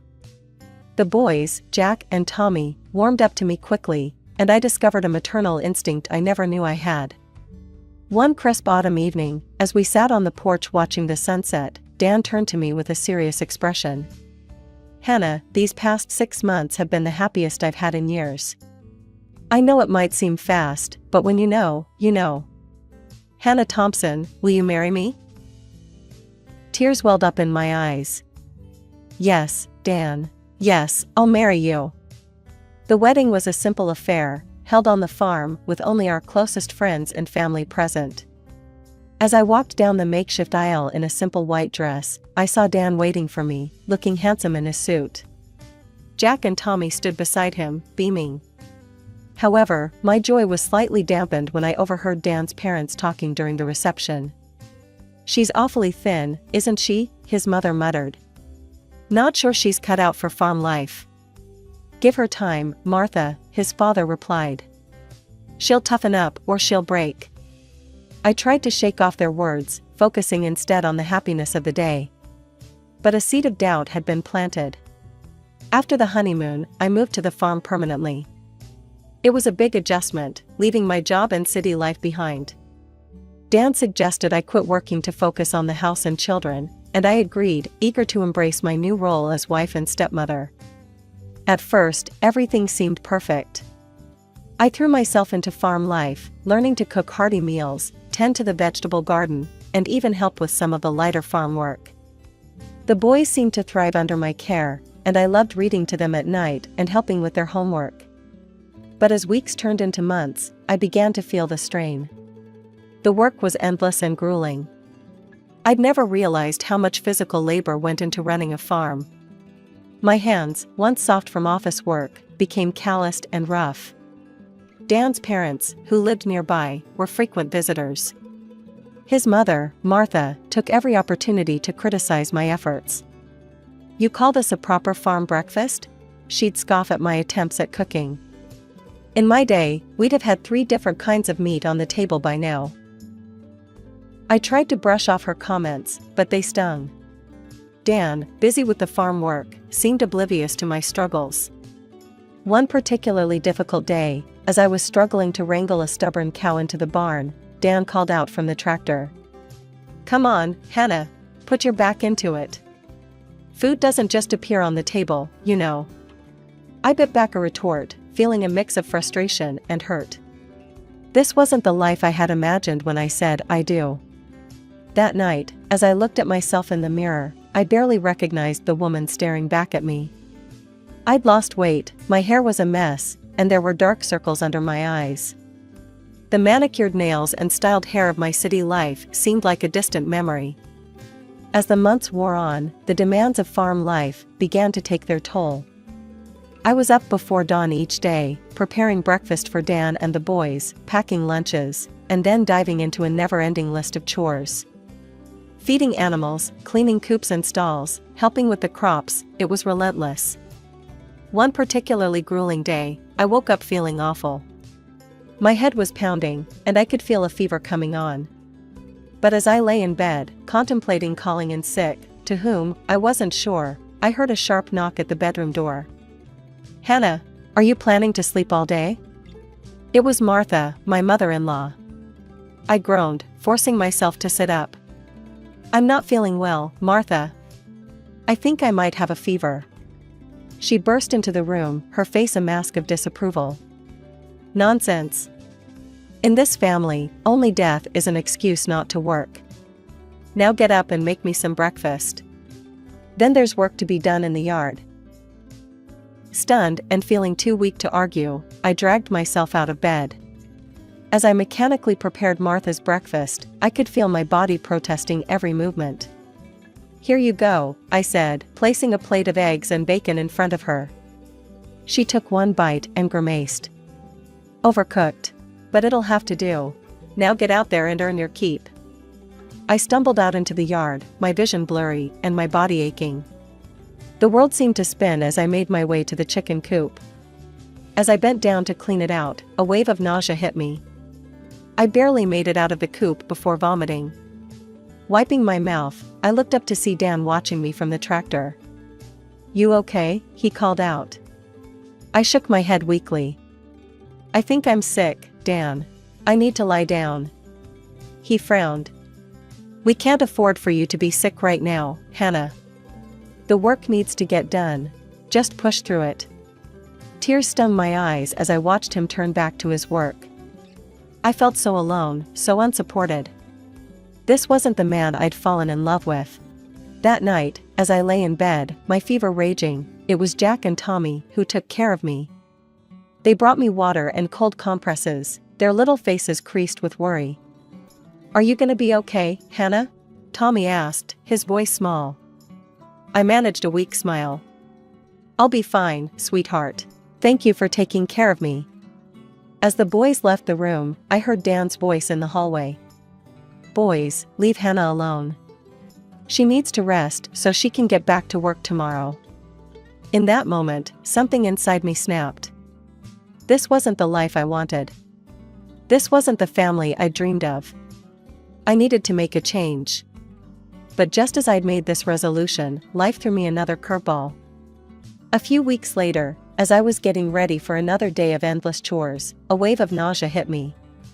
But this time, it wasn't from illness. With shaking hands, I took a pregnancy test. As I waited for the results, my mind raced. A baby? Now? How could I handle a newborn on top of everything else?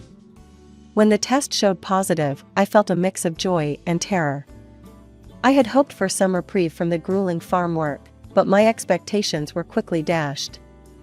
If anything, the demands on me seemed to increase. "You're eating for 2 now," Martha would say, piling more work on my plate. "That means you should be working for 2 as well." I was 7 months along when Dan's father approached me one afternoon. "Hannah, we need to clear out the old storage room for the baby." Get to it, will you? Exhausted and aching, I nodded silently and made my way to the cluttered room. As I sorted through years of accumulated junk, I came across a dusty old box tucked away in the corner. Curiosity got the better of me, and I opened it. Inside, I found a leather-bound book. As I flipped it open, my heart nearly stopped. It was a diary belonging to Marie, Dan's first wife. I knew I shouldn't read it, but something compelled me to do so. As I began to read, tears started streaming down my face. Marie's words painted a picture of a life not unlike my own: endless work, constant criticism, and a husband who seemed oblivious to her struggles. But as I read on, the entries became darker. "The pain is unbearable," one entry read. "I begged Dan to take me to a doctor, but he says we can't afford it. His parents say I'm just being weak. But I know something is wrong. I can feel it." My hand shook as I turned the pages. The final entry made my blood run cold. "I can't take it anymore. The pain, the work, the loneliness. They won't let me get help, won't even buy me medicine, because it's an unnecessary expense. I'm sorry, my sweet boys, but I can't go on like this. Dan, your parents, this is on you. I hope you can live with what you've done." I closed the diary, feeling sick to my stomach. This wasn't just a diary, it was a suicide note. Marie hadn't died from an illness as I'd been told. She had taken her own life, driven to desperation by the very people I was now living with. In that moment, everything became crystal clear. The way Dan and his parents treated me, their callousness towards my health and well-being, it wasn't new. They had done this before, and it had cost a woman her life. I carefully hid the diary in my room, my mind racing. I couldn't let history repeat itself. I couldn't become another Marie. 2 months had passed since I gave birth to my daughter, Emily. The joy of motherhood was overshadowed by the relentless demands of farm life. Night and day blurred together as I struggled to care for a newborn while still tending to Jack and Tommy, cooking meals, cleaning the house, and managing the endless chores that came with the animals. One afternoon, as I was hanging laundry outside, I heard raised voices coming from the barn. Curiosity and concern propelled me forward, and I crept closer to listen. "You killed her," Jack's young voice cracked with emotion. "You and Grandma and Grandpa, you killed Mom." The sharp sound of a slap echoed through the air, followed by Dan's furious voice. "Don't you dare say that again, boy. You think you're so smart, huh? Well, if you're too smart for your own good, maybe you don't need school anymore." My heart raced as I listened, frozen in place. Dan continued his tirade, his voice growing louder. "From now on, you'll work on the farm full-time. You'll earn your keep like the rest of us. You don't need an education to work here. You'll learn what really matters, how to put food on the table." I felt sick to my stomach. Jack was only 9 years old.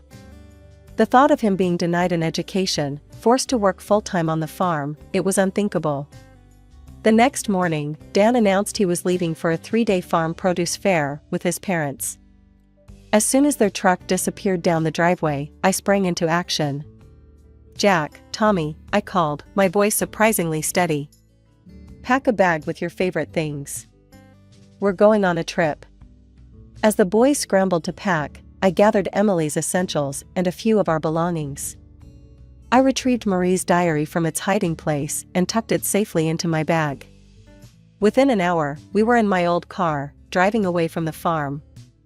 The boys were quiet, sensing the gravity of the situation. Emily slept peacefully in her car seat, oblivious to the turmoil around her. Using my meager savings, I rented a small apartment in the city. It was cramped and nothing like the farmhouse, but it was ours, and it was safe. The next day, I reached out to my old contacts at the archive. They were surprised to hear from me, but eager to help. With their assistance, I managed to track down information about Marie's parents. My hand shook as I dialed the number. A warm, elderly voice answered. "Hello? Mrs. Johnson? This is Hannah. I was married to your son-in-law, Dan." There was a pause, then a sharp intake of breath. Is everything all right? We've been trying to get in touch with the boys for years. Dan cut us off after we lost her. Please, can we see them? It turned out the Johnsons lived in a neighboring town. They invited us to visit, eager to reunite with their grandchildren and meet Emily. The moment we arrived at the Johnsons' house, I felt a wave of warmth and acceptance wash over us. Marie's parents, Ellen and Robert, greeted us with open arms and tear-filled eyes. "Oh, look at you all," Ellen exclaimed, hugging Jack and Tommy tightly. "You've grown so much." Robert gently took Emily from my arms, cradling her with the practiced ease of a grandfather. "And this little one, she's beautiful, Hannah." Once we were settled inside, I knew it was time. With shaking hands, I pulled Marie's diary from my bag. "There's something you need to see," I said softly, holding out the diary to Ellen. As they read, their expressions changed from curiosity to horror to grief. Tears streamed down Ellen's face, while Robert's jaw clenched in anger. "We knew something was wrong," Ellen whispered. "But we never imagined, oh, Marie." Just then, my phone rang. It was Dan.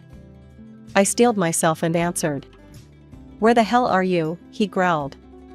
"Get back home now, or I'm calling the police." I felt a surge of courage. "No, Dan. I'm not coming back. In fact, I'll be the one contacting the police. Don't call me again."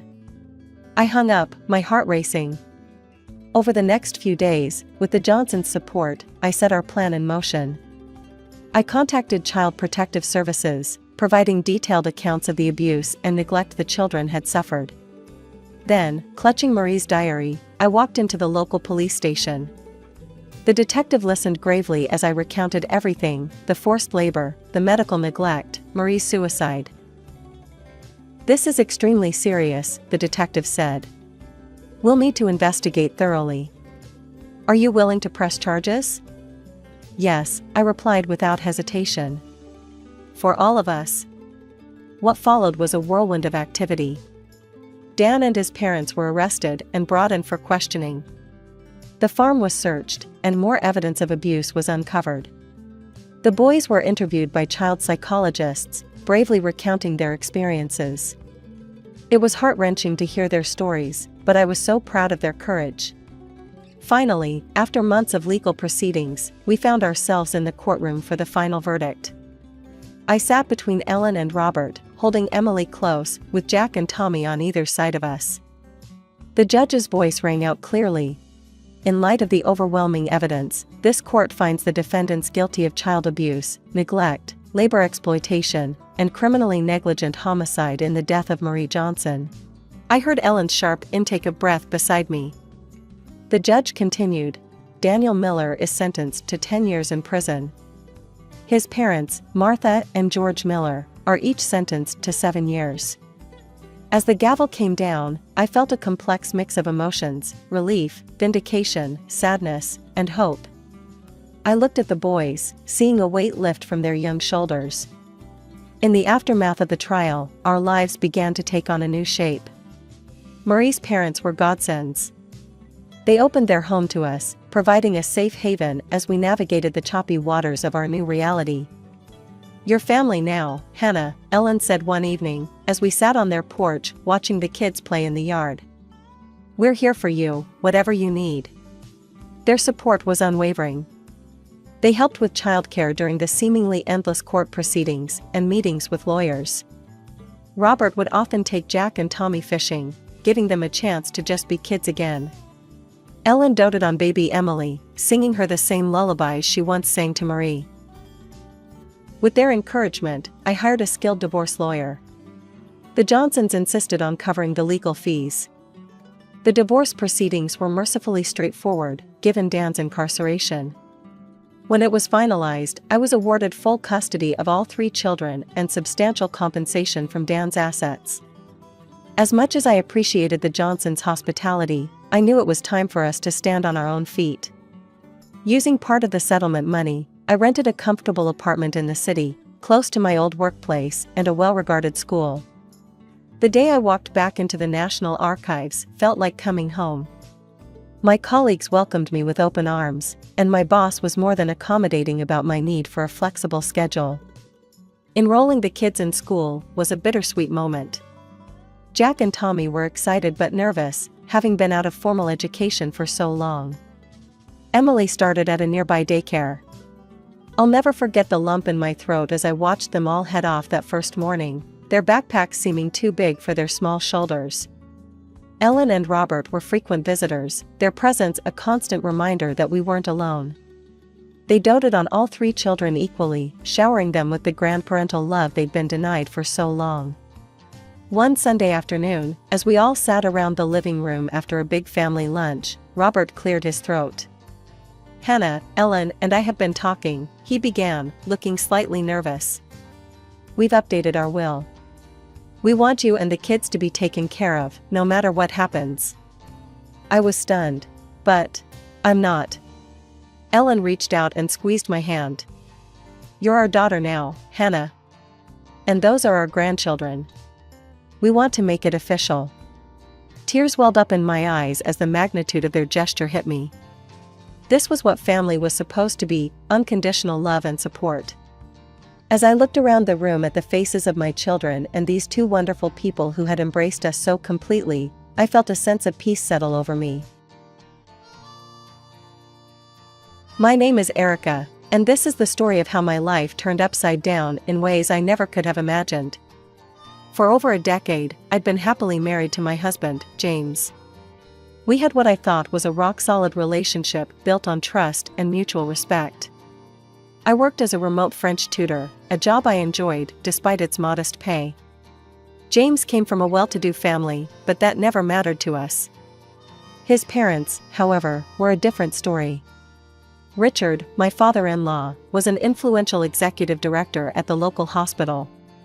His wife, Margaret, busied herself with various charitable foundations. From the moment James introduced me, they made it clear they didn't approve of me. James had a brother, Michael, who was married to Emily. They had a 13-year-old daughter named Lily. Unable to have children of my own, I doted on my niece, often taking her for weekends and outings. Emily and I had become close over the years. During one of our coffee dates, she confided in me about the family's wealth. "Erica, you wouldn't believe the amount of property and money Richard and Margaret have given Michael and me," she whispered, glancing around as if afraid someone might overhear.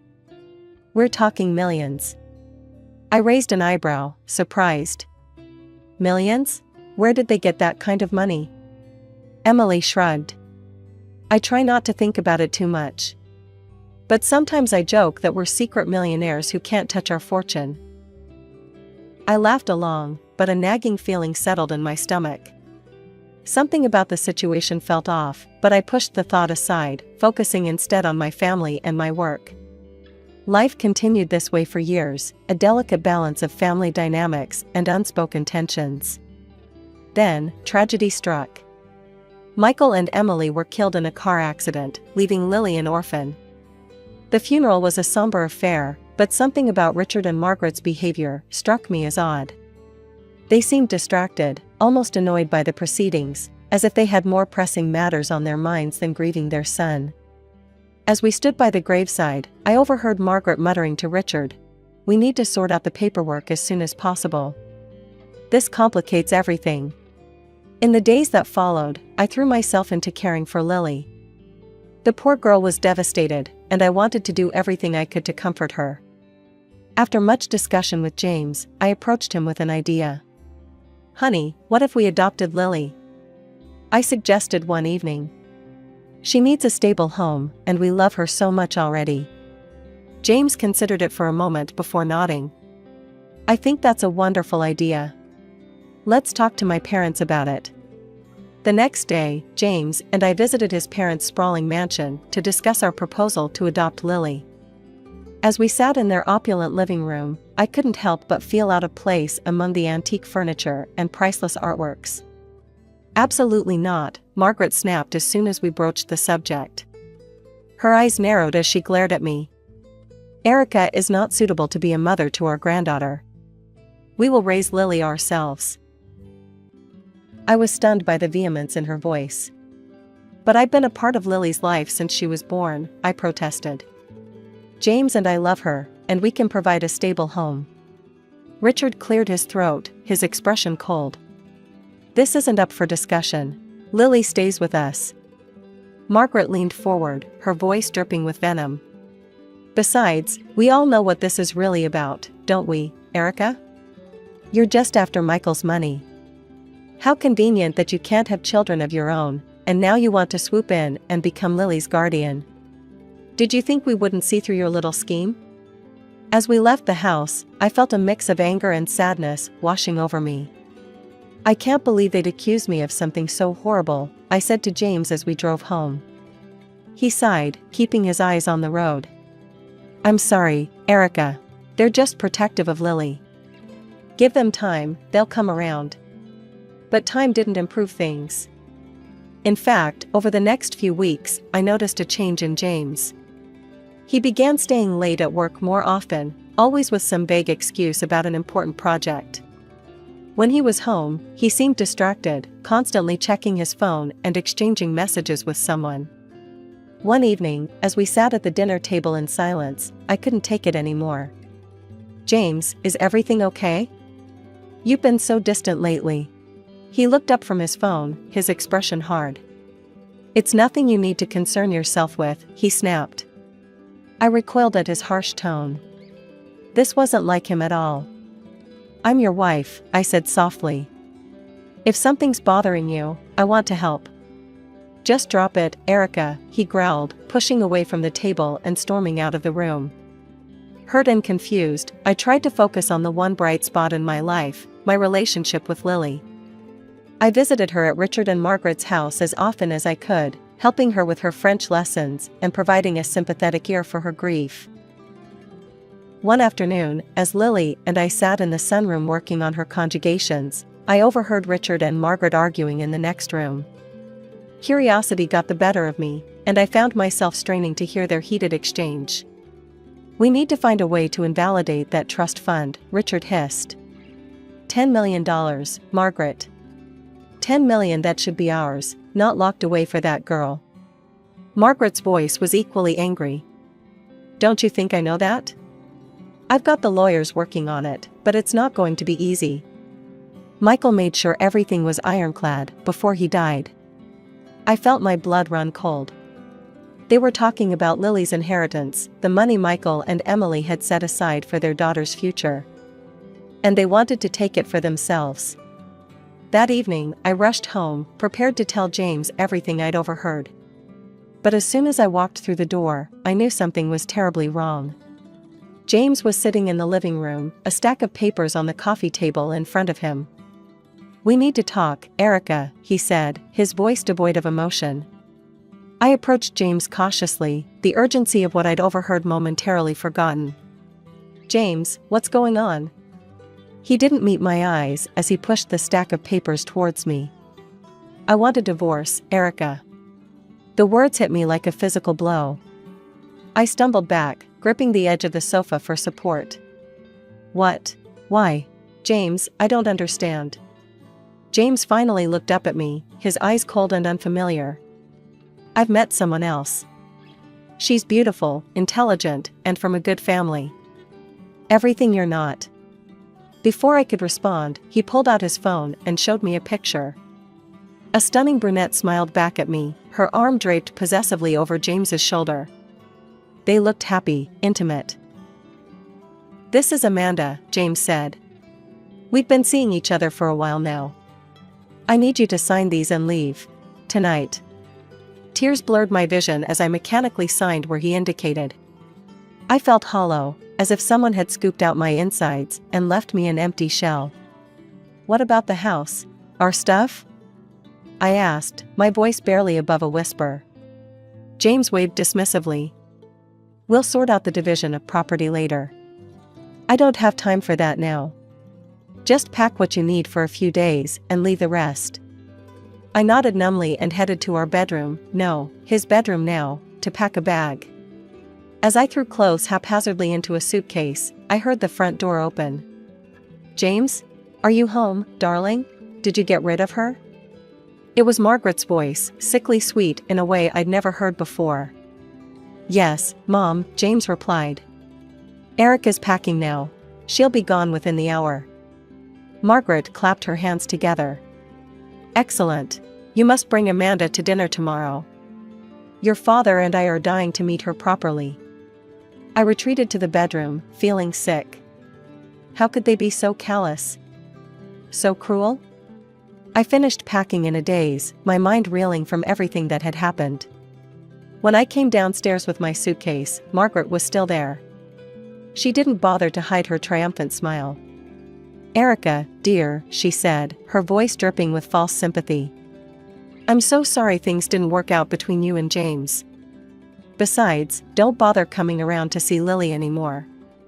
It's best if you make a clean break." With those final, cutting words ringing in my ears, I stepped out into the night. The door closed behind me with a finality that seemed to echo the end of my married life. I found myself at a nearby hotel, checking in for the night in a fog of disbelief and pain.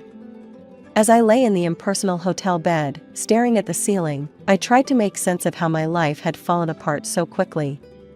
The next morning, operating on autopilot, I found a small apartment to rent. It was nothing like the home I'd shared with James, but it would do. I threw myself into my work, teaching French lessons online from morning till night, anything to keep my mind occupied. A week after moving into my new apartment, my phone rang. It was Lily. My heart leapt at the sound of her voice. "Aunt Erica," she said hesitantly. "Are you okay? Grandma said you and Uncle James split up." I swallowed hard, trying to keep my voice steady. "I'm okay, sweetheart. These things happen sometimes. How are you doing?" As we chatted, Lily hesitantly told me about James bringing his new girlfriend to dinner. "She's pretty," Lily said. "But she's not as nice as you. I don't like her." I didn't know how to respond to that, so I changed the subject, asking about her school and her friends. But as we talked, I couldn't shake the feeling that something wasn't right. Lily seemed nervous, on edge. Over the next few weeks, I tried to establish a new normal. One evening, as I was grading papers, my phone buzzed with a message from Lily. "Aunt Erica, I'm scared. Can we talk?" Alarmed, I immediately called her back. When she answered, her voice was barely above a whisper. "Aunt Erica, weird things are happening here." "What do you mean, sweetie?" I asked, concern flooding through me. Lily hesitated before continuing. "There are always these strange people coming to the house. They argue with Grandpa and Grandma a lot. They talk about money and something called a trust fund. It sounds like Grandpa and Grandma owe them something." My blood ran cold as I remembered the conversation I'd overheard about Lily's inheritance. I tried to keep my voice calm. "Lily, honey, I want you to be very careful, okay? Don't let anyone know you're telling me this." "I won't," she promised. "I've been recording some of their conversations on my phone. And I kind of got into Grandpa's computer and copied some files." I was shocked by her resourcefulness. "Lily, that's very clever, but also very dangerous. You need to be careful." The next day, I received an email from Lily. It contained audio files, photos, and documents she'd managed to gather. With shaking hands, I began to go through the material. What I discovered left me reeling. The audio recordings captured heated arguments between Richard and various individuals, all demanding repayment of large sums of money. The photos showed clandestine meetings in dimly lit rooms, with Richard handing over envelopes to shady-looking characters. But it was the documents that truly horrified me. Spreadsheets detailing the production and distribution of counterfeit medicines. Falsified lab reports. Forged prescriptions. It was all there in black and white. As I delved deeper into the files, I uncovered the true extent of the operation. Richard had set up a fictitious pharmaceutical company, using it to supply counterfeit drugs to pharmacies and clinics. Even worse, he was using these fake medicines in his own hospital, bribing doctors to cover up the deception. My hand shook as I closed my laptop. What should I do with this information?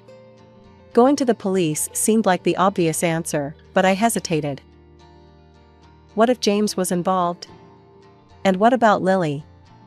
She was living in that house, surrounded by these dangerous people. As night fell, I made a decision. Despite everything that had happened, I needed to talk to James. He deserved to know what his father was doing. I picked up my phone and dialed his number, my heart pounding. After several rings, he answered. Erica? His voice was confused, wary. Why are you calling? James, we need to talk, I said, trying to keep my voice steady. It's about your father. There's something you need to know. He was silent for a few seconds, and then he asked me to meet.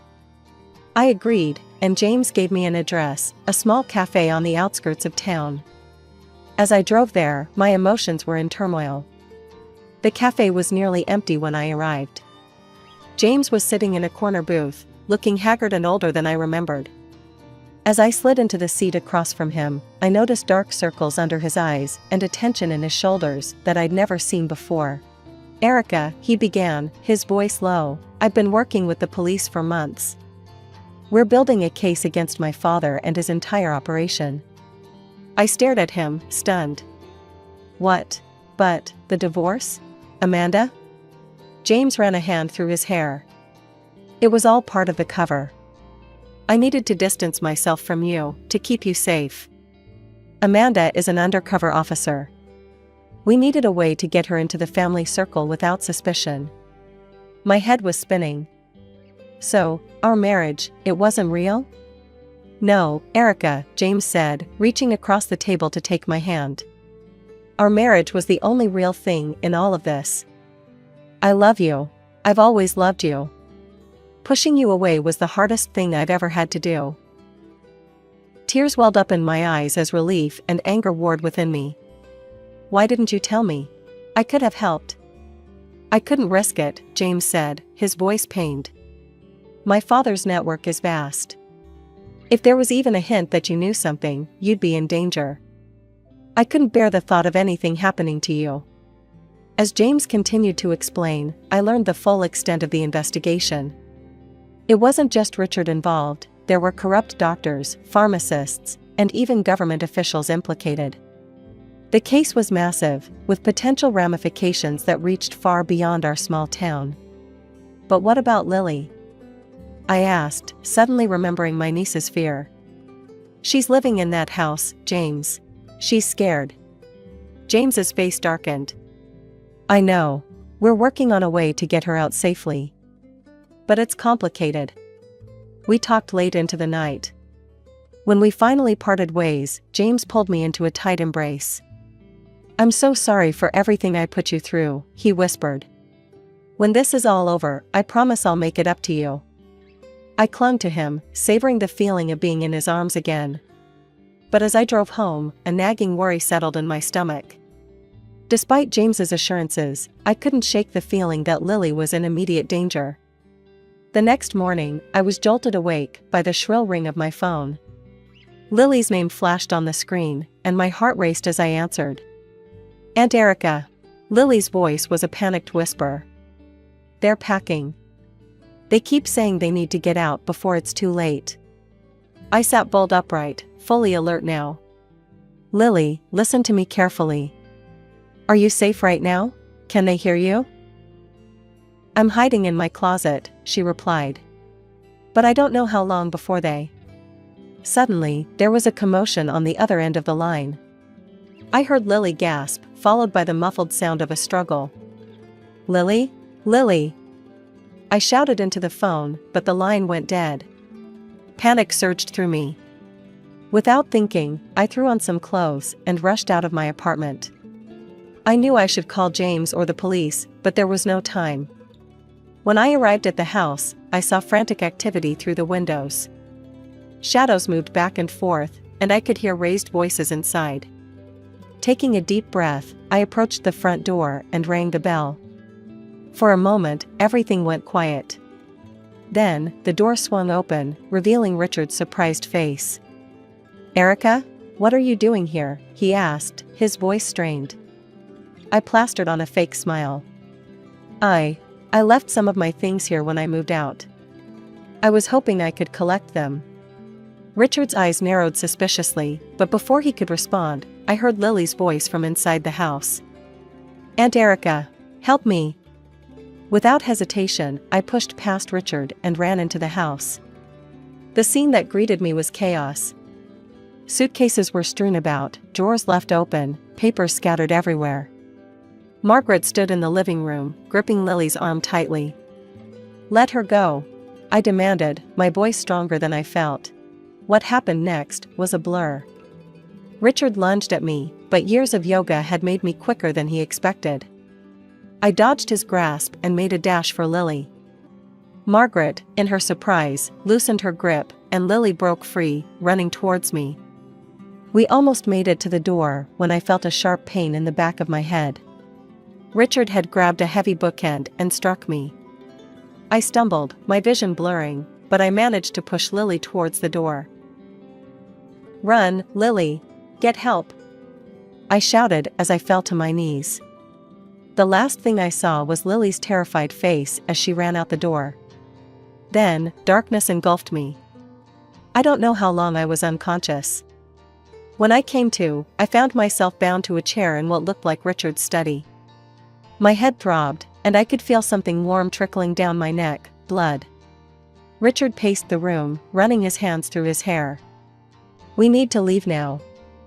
Before the police arrive." "What about her?" Margaret gestured towards me. Richard's eyes met mine, and I saw a coldness there that chilled me to the bone. "We can't leave any loose ends." Suddenly, we heard the distant wail of police sirens. Richard and Margaret froze, panic etched on their faces. "It's too late," Richard muttered. "We need to run. Now." As they rushed to grab their belongings, I struggled against my bonds. The sirens grew louder, and I heard car doors slamming outside. Richard and Margaret were shouting at each other now, their carefully constructed facade crumbling in the face of imminent arrest. Just as I felt the ropes loosen, the study door burst open.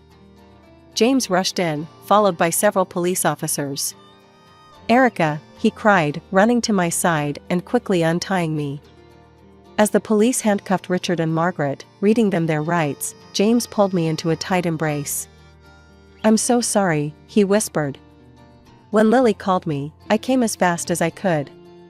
I sagged against him, relief washing over me. "Lily? Is she safe?" James nodded. "She's outside with a social worker. She's shaken up, but she's okay." The next few days passed in a blur of police statements, medical examinations, and sleepless nights. I was diagnosed with a mild concussion from Richard's attack, but the doctors assured me I would recover fully. As I sat in the hospital bed, James by my side, we watched the news unfold on the small television in the corner of the room. The arrest of Richard, a prominent figure in our community, had sparked a media frenzy. Headlines screamed about the counterfeit drug king and the hospital of horrors. "The scale of this operation is unprecedented," a grim-faced police chief announced at a press conference. "We're looking at hundreds of millions of dollars in damages, and countless lives put at risk." As we were listening to the news, reliving the traumatic events, a knock at the door interrupted us. A tall, serious-looking woman in a suit entered the room. "Mr. and Mrs. Harrison," she said, her voice crisp and professional. "I'm Detective Laura Chen. I'm leading the investigation into your father's operation. I was hoping I could ask you both a few questions." Over the next hour, we recounted everything we knew. James explained his involvement with the police investigation, while I shared the information Lily had gathered and the events leading up to my confrontation with Richard and Margaret. Detective Chen listened intently, taking notes. When we finished, she looked at us with a mix of admiration and concern. "You've both been through a lot," she said. "And I'm afraid it's not over yet. The trial is going to be long and difficult. Are you prepared for that?" James and I exchanged a look. "We'll do whatever it takes to see justice done," I said firmly.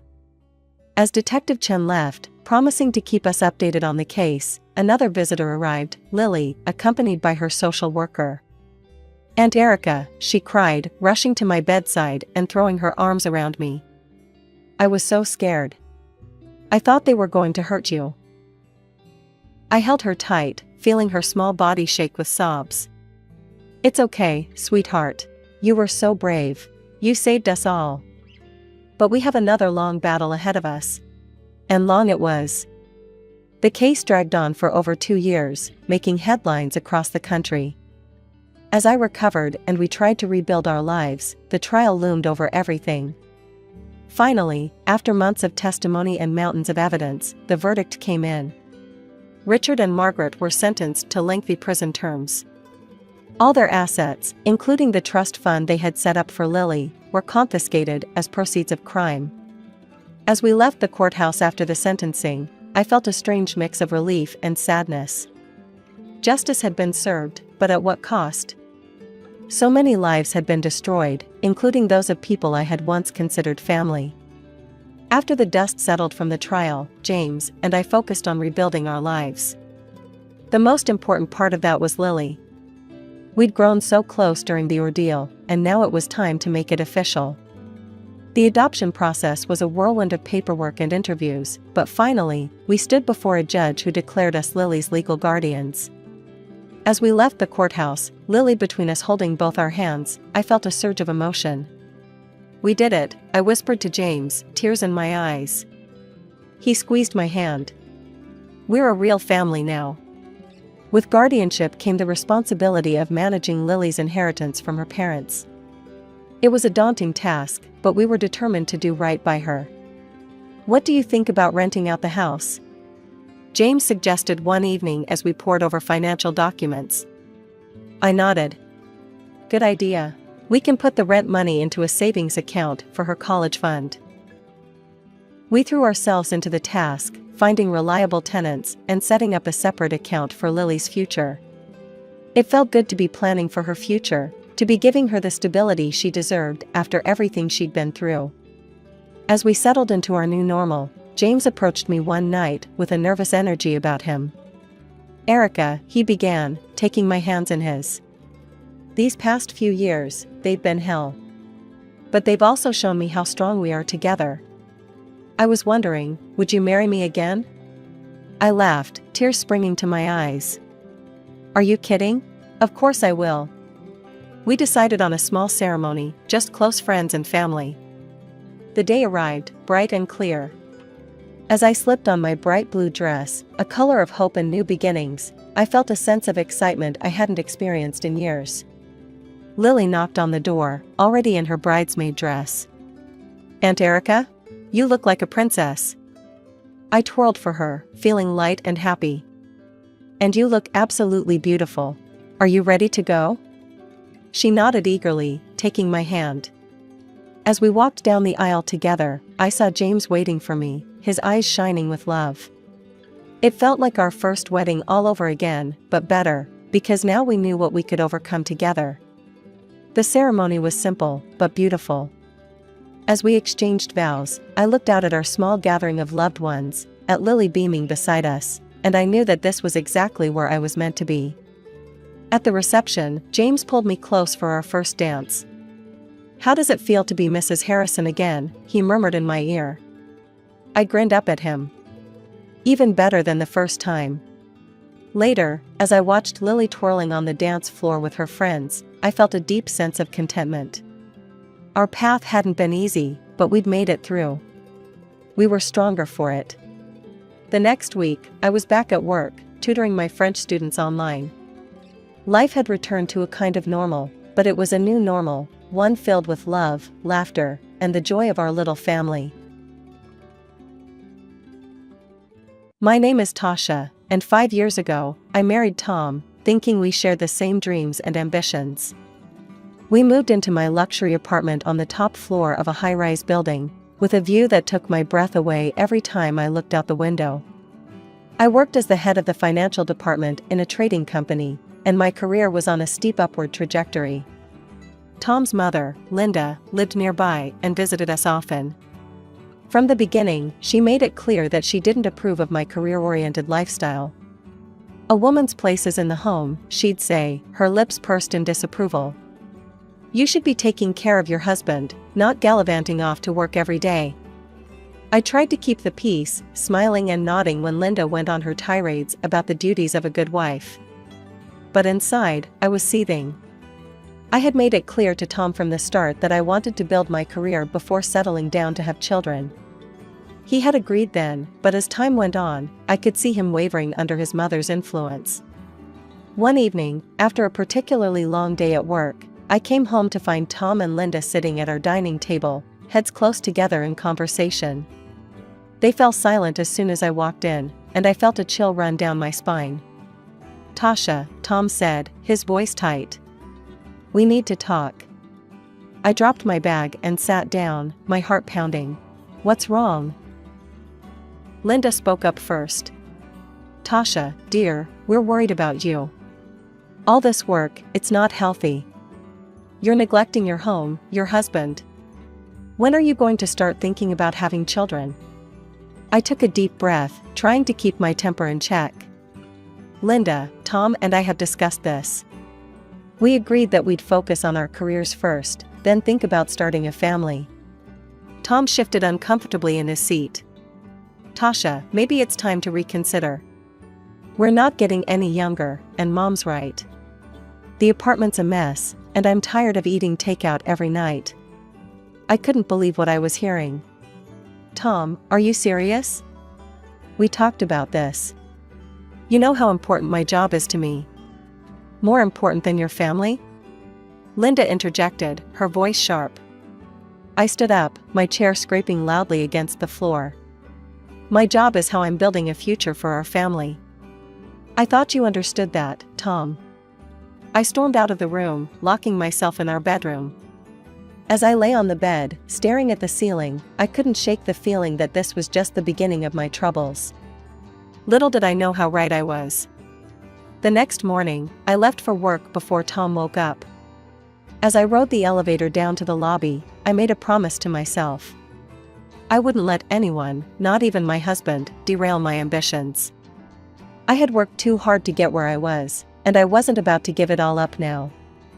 I arrived at the office earlier than usual and stayed late into the night, determined to prove my worth.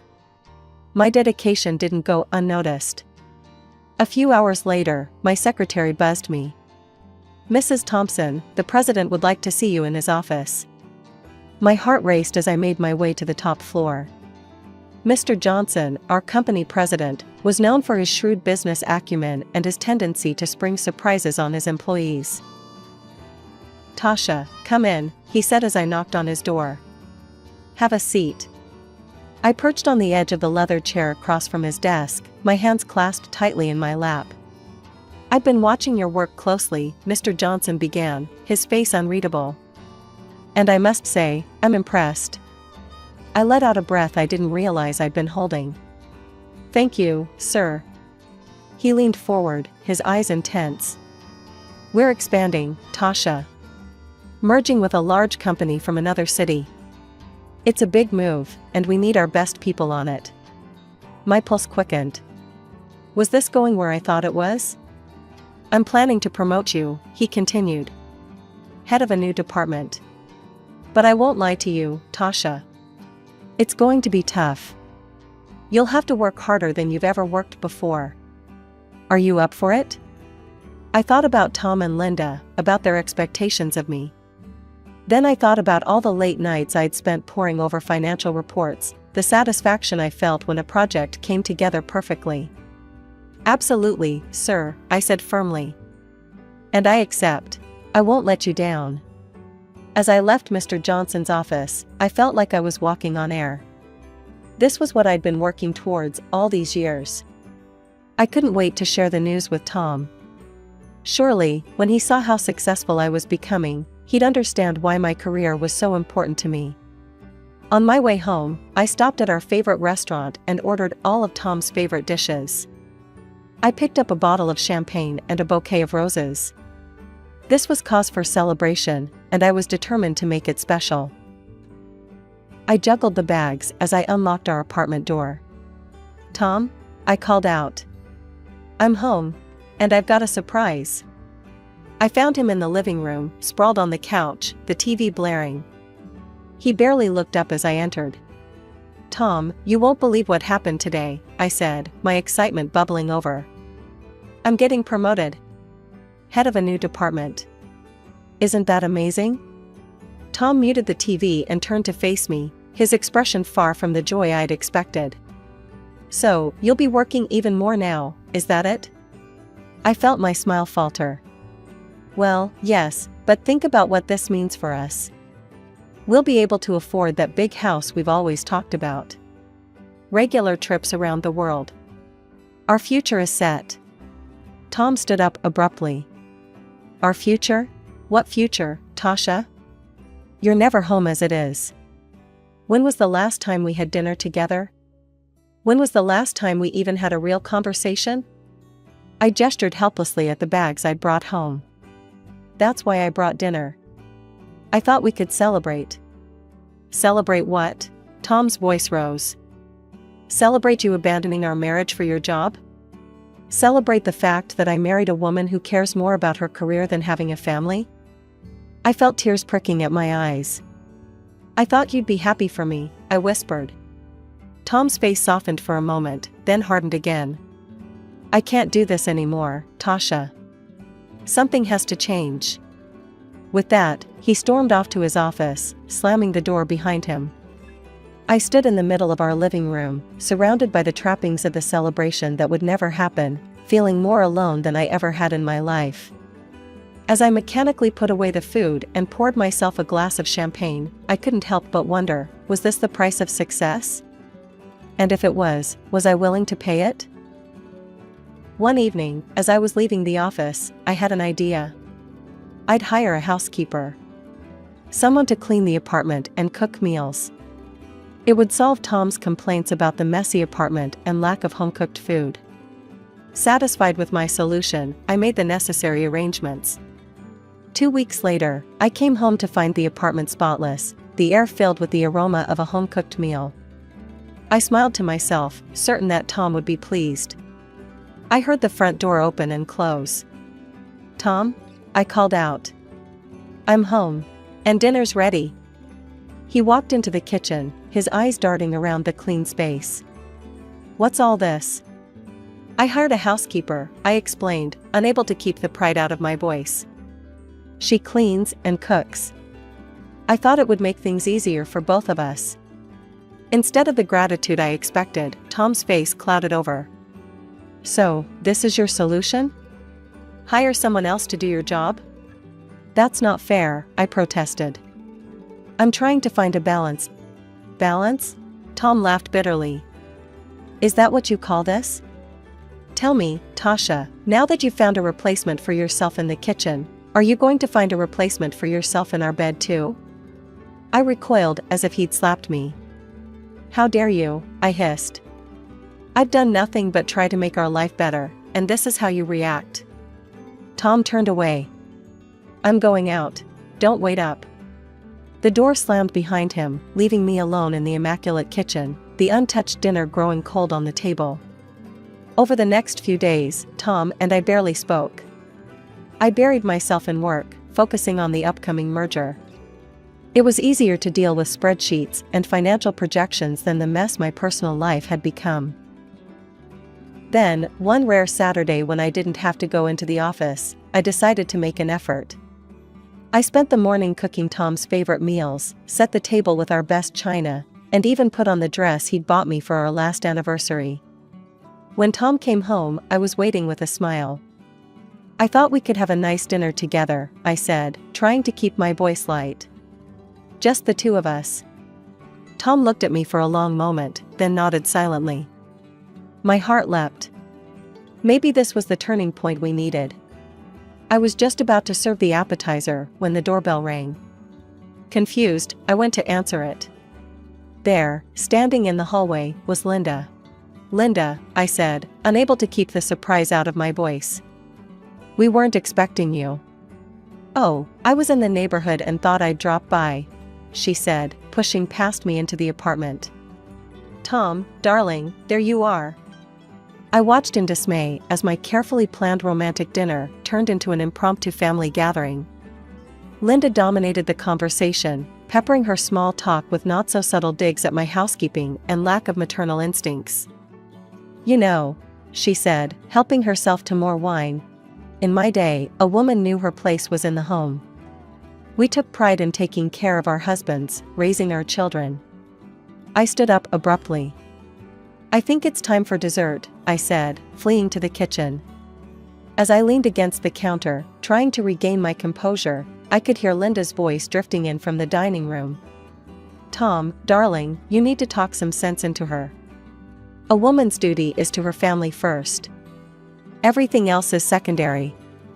I closed my eyes, fighting back tears. This wasn't how I had imagined my life would be. I had a successful career, a beautiful home, but at what cost? As I listened to Linda's continued lecture on the virtues of traditional family values, I couldn't help but wonder if I had made a terrible mistake somewhere along the way. One evening, I came home later than usual, my mind still buzzing with the day's meetings. As I opened the door to our apartment, I froze. There, scattered across the living room floor, were baby clothes. Tiny onesies, miniature socks, even a small pair of shoes. Tom? I called out, my voice wavering. What's all this? He emerged from the bedroom, a strange look on his face. Oh, Mom brought those over. She thought it might help you get in the mood.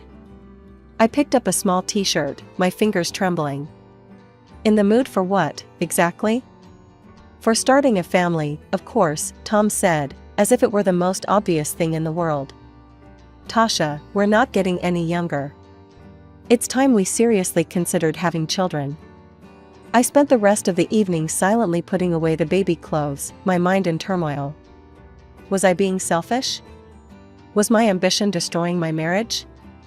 The next morning, I woke up to find more baby items strategically placed around the apartment. A rattle on the coffee table, a baby book on my nightstand, a high chair in the kitchen. Linda's handiwork, no doubt. I tried to ignore them, but they seemed to multiply. Every day, there was something new. It was as if the apartment was slowly transforming into a nursery, whether I wanted it to or not. One night, I came home to find Linda sitting on our couch, flipping through a parenting magazine. Linda, I said, unable to keep the irritation out of my voice. I didn't know you were coming over. She looked up, a saccharine smile on her face. Oh, Tasha, dear. I hope you don't mind. Tom said I could wait for him here. He's just popped out to get some groceries. I nodded stiffly, heading to the bedroom to change. When I came back out, Linda was standing by the window, looking out at the city skyline. You know, Tasha, she said, not turning around. A view like this is wasted on just two people. Imagine how lovely it would be to have a child toddle up to this window, their little hands pressed against the glass, eyes wide with wonder. I felt a headache coming on. Linda, I appreciate your concern, but Tom and I will decide when we're ready for children. She turned to face me, her eyes hard. And when will that be, Tasha? When you've worked yourself into an early grave? When it's too late? I opened my mouth to argue, but at that moment, Tom walked in, arms full of grocery bags. He looked between us, sensing the tension. Everything okay here? He asked cautiously. Linda's demeanor changed instantly. Oh, everything's fine, darling. I was just having a little chat with Tasha about family planning. Tom's eyes lit up. Really? That's great. I knew you'd come around, Tasha. I felt cornered, outnumbered. I need some air, I mumbled, grabbing my coat and rushing out of the apartment.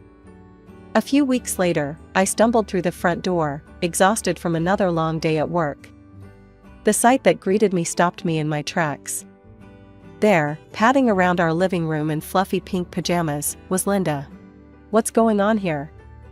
I demanded, my voice rising with each word. Tom emerged from the kitchen, a defiant look on his face. I've decided that Mom is going to live with us. You're always at work, always away from home. I'm tired of being alone. I couldn't believe what I was hearing. You decided? Without even discussing it with me? When are you ever here to discuss anything? Tom shot back. I turned to Linda, who was watching our exchange with a smug smile. You can't stay here.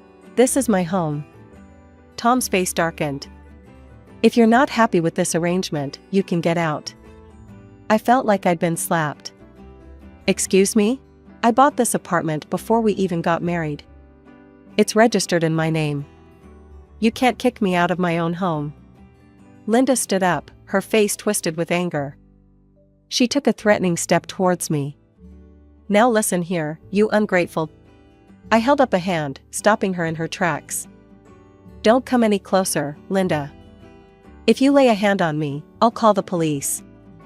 Linda's face crumpled. She collapsed onto the sofa, clutching her chest dramatically. Oh, Tom, she wailed. Did you hear that? She threatened to call the police on me. Your own wife, threatening your mother. Oh, how she's hardened. That awful job of hers has turned her into a monster. Tom rushed to his mother's side, shooting me a venomous look. How could you, Tasha? Your own mother-in-law. I couldn't take it anymore. Without another word, I stormed off to the guest bedroom, locking the door behind me. I spent a restless night tossing and turning, my mind racing with the absurdity of the situation. The next morning, I was awakened by my phone ringing. It was Mr. Johnson, my boss. Tasha, I need you on a plane today, he said without preamble. We're ready to move forward with the merger. I need you in Chicago ASAP. I've never packed so quickly in my life. As I wheeled my suitcase to the front door, I was met with the stony faces of Tom and Linda. I have to go on a business trip, I said, my voice cold. It's for the merger. I'll be back soon. Tom's lip curled. Don't bother coming back at all. The flight to Chicago was a blur. I threw myself into work, grateful for the distraction. The merger negotiations were intense, requiring all of my focus and energy. But in the quiet moments, when I was alone in my hotel room, the reality of my situation came crashing down.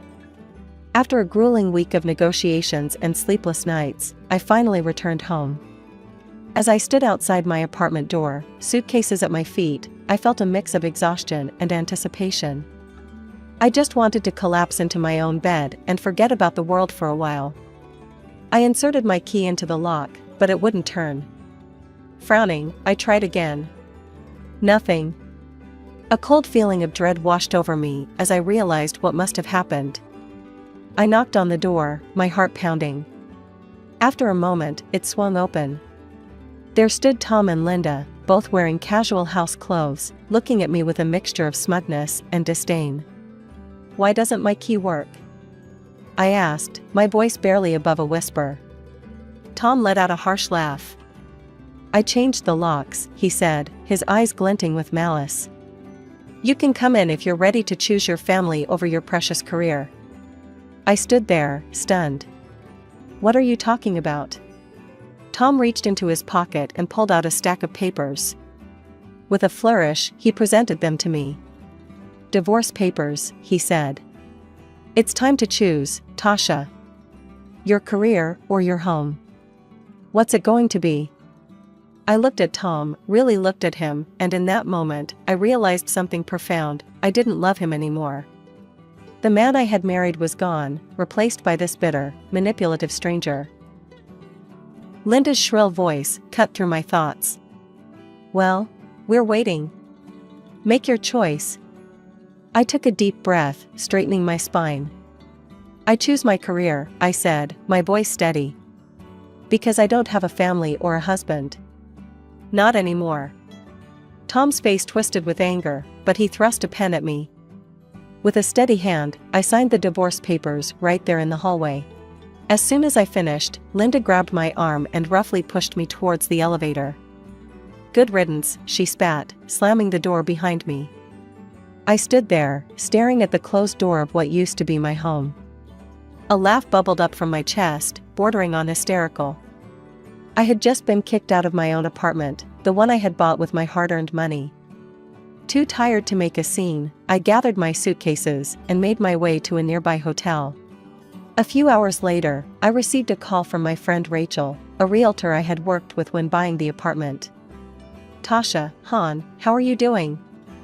Rachel asked, concern evident in her voice. "I've been better," I admitted. "Why do you ask?" Rachel hesitated. "I've seen Tom's posts on social media. He's saying some pretty nasty things about you." My stomach dropped. "What kind of things?" "He's calling you a soulless careerist who destroyed your family for the sake of your job. Says he sacrificed everything for your relationship and you just used him and tossed him aside. He's even talking about suing you for alimony. People are really sympathizing with him, Tasha." I felt a surge of anger. "That's not what happened at all." "I didn't think so," Rachel said. "Want to tell me your side?" I gave her a brief rundown of the events of the past week. When I finished, Rachel was quiet for a moment. "Oh, Tasha," she finally said. "I'm so sorry you're going through this. Listen, I'm going to set the record straight with our friends and colleagues. People need to know the truth." "Thanks, Rachel," I said, feeling a lump in my throat. "I really appreciate that." As I hung up the phone, I felt a mix of emotions. Anger at Tom's lies, gratitude for Rachel's support, and a growing determination. Tom might have taken my home for now, but I wasn't going to let him take my reputation or my dignity. The vibration of my phone startled me out of my thoughts. Mr. Johnson's name flashed on the screen, and my stomach dropped. I took a deep breath and answered. "Tasha, we need to talk," Mr. Johnson said, his voice uncharacteristically serious. "I've heard some concerning things on social media." I closed my eyes, bracing for the worst. "Sir, I can explain dash." "No need to explain, Tasha," he interrupted. "I want to hear your side of the story." Relief washed over me. I took a deep breath and launched into the whole sordid tale, the arguments, Linda moving in, being locked out of my own apartment, and Tom's social media smear campaign. When I finished, there was a long pause on the other end of the line. Then, to my surprise, Mr. Johnson chuckled. "Tasha, do you really think I'd believe that nonsense your ex is spouting?" he said. "I know you. I've seen your dedication, your work ethic. Don't let this affect your competence. You have every right to defend yourself, and I want you to know that the company stands behind you." Tears of relief pricked at my eyes. "Thank you, sir. You don't know how much that means to me." A couple of days later, my phone pinged with a social media notification. Tom was doing a live broadcast from my apartment. Curious, I tapped on the video. There was Tom, grinning at the camera, surrounded by a film crew. "Hey everyone! Exciting news, we're about to start a major renovation on our apartment. The crew from Extreme Makeover, Home Edition will be here in 2 weeks to transform this place." I stared at the screen, a plan forming in my mind. Instead of anger, I felt a sense of calm determination. I picked up my phone and dialed Rachel's number. "It's Tasha. I need a huge favor," I said the moment she answered. "I need you to sell my apartment. Fast. Like, within 2 weeks fast." Rachel let out a low whistle. "That's a tall order, Tasha. What's the rush?" I quickly explained about Tom's renovation plans. "I need new owners in there before that film crew arrives." "But Tasha, how am I supposed to show the apartment? Tom changed the locks, remember? I sent her the most recent photos I had of the place. These will have to do." "I know it's not ideal, but..." Rachel cut me off with a laugh. "Oh, honey, you underestimate me. I've got a couple who've been looking for exactly this kind of place in this area. They trust my judgment. With these photos and the reputation of the building, I think I can make this happen." 2 weeks flew by in a blur of work and anticipation. Before I knew it, the day of the big renovation reveal had arrived. I sat in my hotel room, laptop open, watching the live stream with bated breath. The camera panned across my former apartment, now filled with an excited film crew and construction workers. Tom and Linda stood in the center, beaming at the cameras. "We're so excited to start this renovation," Tom was saying, his arm around Linda's shoulders. "It's time for a fresh start, a new chapter in our lives." Just as the host was about to give the signal to start demolition, there was a commotion off camera. The door burst open, and in walked a smartly dressed couple, followed by a familiar face, Rachel. "I'm sorry, but you can't renovate this apartment," the man said, holding up a stack of papers. "It belongs to us now." The camera swung wildly as confusion erupted. Tom's face went from shock to anger. "What are you talking about? This is my home." Rachel stepped forward, her voice calm but firm. "Actually, Tom, this apartment belonged to your ex-wife, Tasha. She sold it to this lovely couple 2 weeks ago. Your signature on the renovation documents is a forgery." The host of the show turned to Tom, his face livid. "You forged documents? Do you have any idea how much trouble you've caused?" Tom and Linda's faces turned a deep shade of red as the host continued to berate them on live television. The scandal unfolded in real time, with millions of viewers watching as Tom's lies came crashing down around him. I couldn't help but laugh, feeling a mix of vindication and relief. It was over. I had won. With the proceeds from the sale of the apartment, I made a bold move. I bought a charming little house in the city where our company had just completed its merger. It felt poetic, somehow a new home in the city where my career was taking off. To my delight, Mr. Johnson appointed me as the head of our newly acquired company. It was a challenge, but one I was more than ready for. Weeks later, I found myself face to face with Tom again, this time in a courtroom. He had the audacity to demand half of the proceeds from the apartment sale, plus alimony. I watched with satisfaction as the judge denied his claims, citing his attempt to unlawfully seize my property and the forged documents. As we left the courthouse, Tom approached me, his earlier bravado replaced by desperation. "Tasha, please," he begged. "I'm sorry for everything. Can't we start over? Give our marriage another chance?" I looked at him, really looked at him, and felt nothing. No anger, no sadness, just a profound sense of freedom. I laughed, not unkindly, but with finality. "No, Tom," I said, shaking my head. "We can't start over. But I can start anew, and that's exactly what I'm doing." As I walked away, I felt lighter than I had in years. My career was soaring, I was leading a successful merger, respected by my peers and superiors alike. I had a beautiful new home, one that was truly mine. My name is Carly, and I never thought my life would turn into such a roller coaster. It all started when I was working as a perfume sales manager at a high-end department store. One day, a tall, handsome guy walked into the store. He looked nervous, fidgeting with his phone as he approached the counter. "Hi," he said, his voice a bit shaky. "I need help choosing a perfume for my mom." I couldn't help but find his concern for his mother endearing. "Don't worry," I reassured him. "We'll find something perfect. Let's start with some popular choices." As we sampled different fragrances, I learned his name was Michael. He was 28, worked for his family's construction company, and lived nearby. We chatted easily, and I found myself drawn to his warm brown eyes and shy smile. After nearly an hour, we finally settled on an elegant floral scent. As I wrapped up the bottle, Michael hesitated. Carly? Would you like to grab coffee sometime?" My heart skipped a beat. "I'd love to," I replied, trying to keep my voice steady.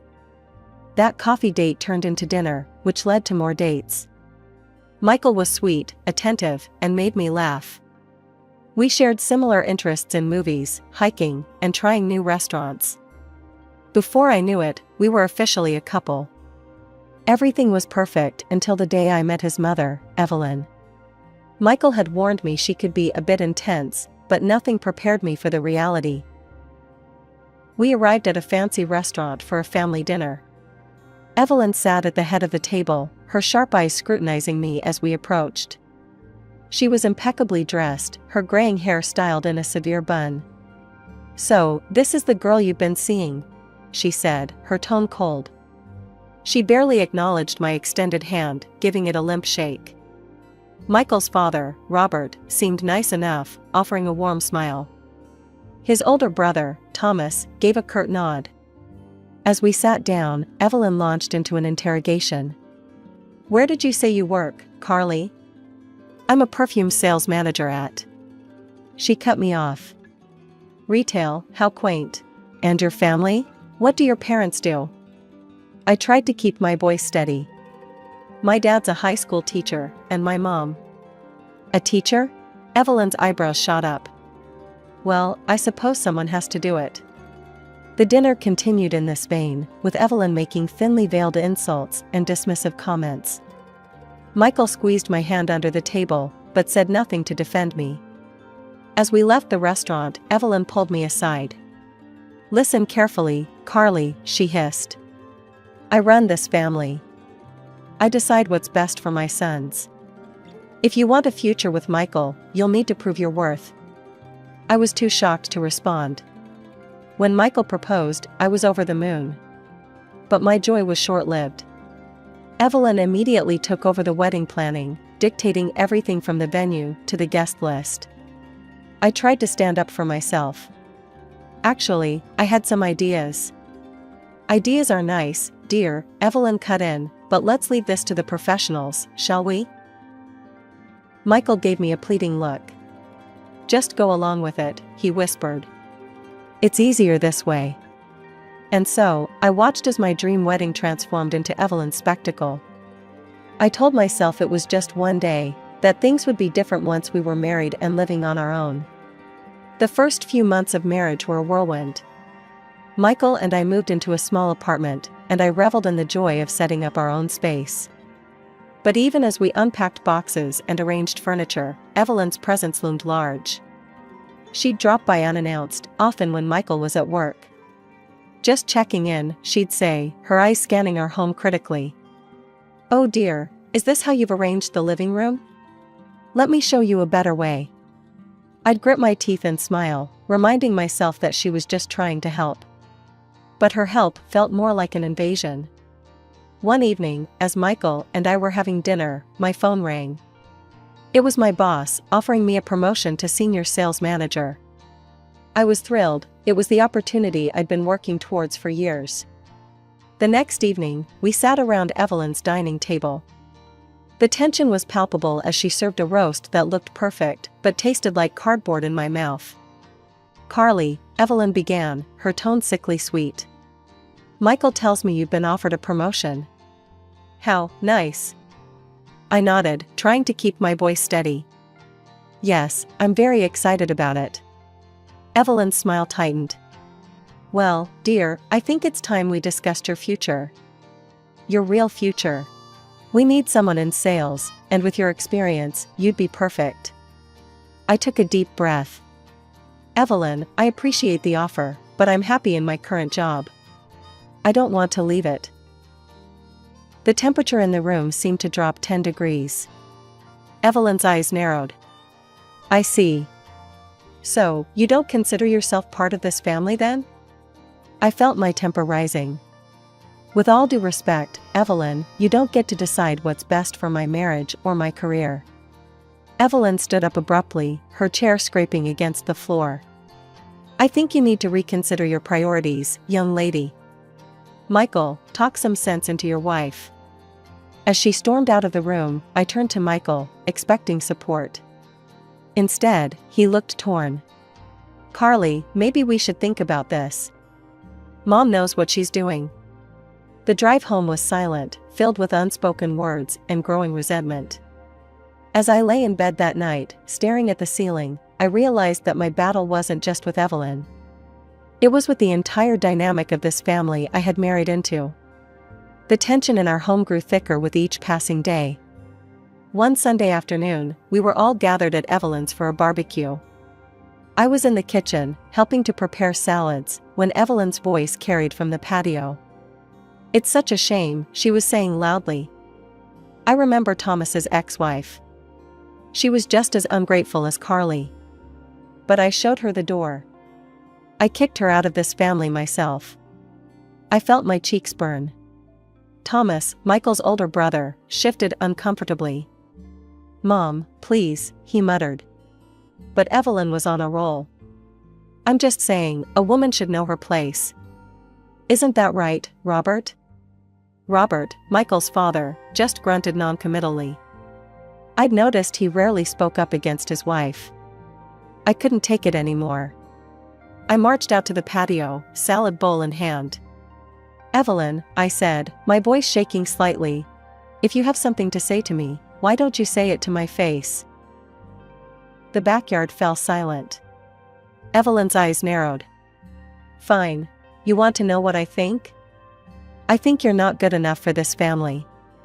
You're stubborn, you're disrespectful, and you're pulling Michael away from his responsibilities." I felt like I'd been slapped. "Responsibilities? You mean being your puppet?" "Carly," Michael pleaded. "Please, let's not do this here." I whirled on him. "And you? When are you going to stand up to her?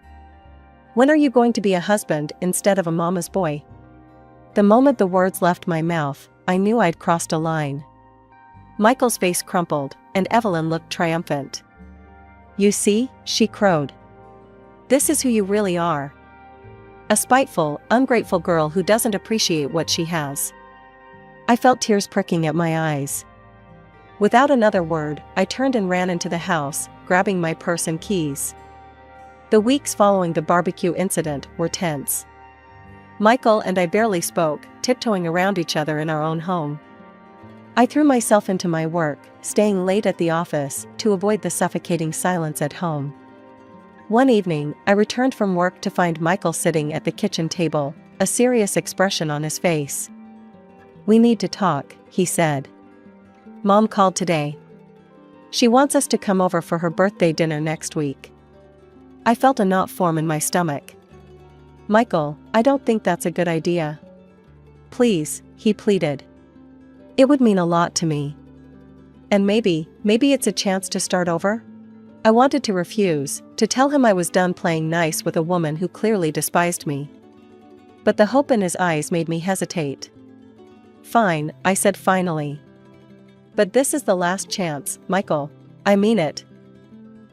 The night of Evelyn's birthday arrived, and I found myself standing in front of her door, a forced smile plastered on my face.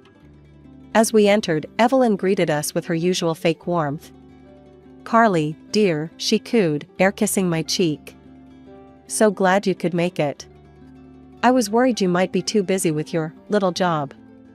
I bit my tongue, reminding myself to stay calm.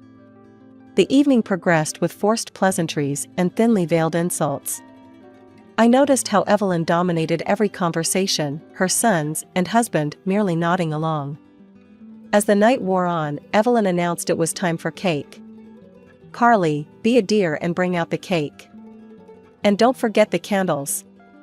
I headed to the kitchen, grateful for a moment's respite. I carefully placed the candles on the cake, counting under my breath to make sure I had the right number. Back in the dining room, I set the cake down in front of Evelyn. Her eyes narrowed as she counted the candles.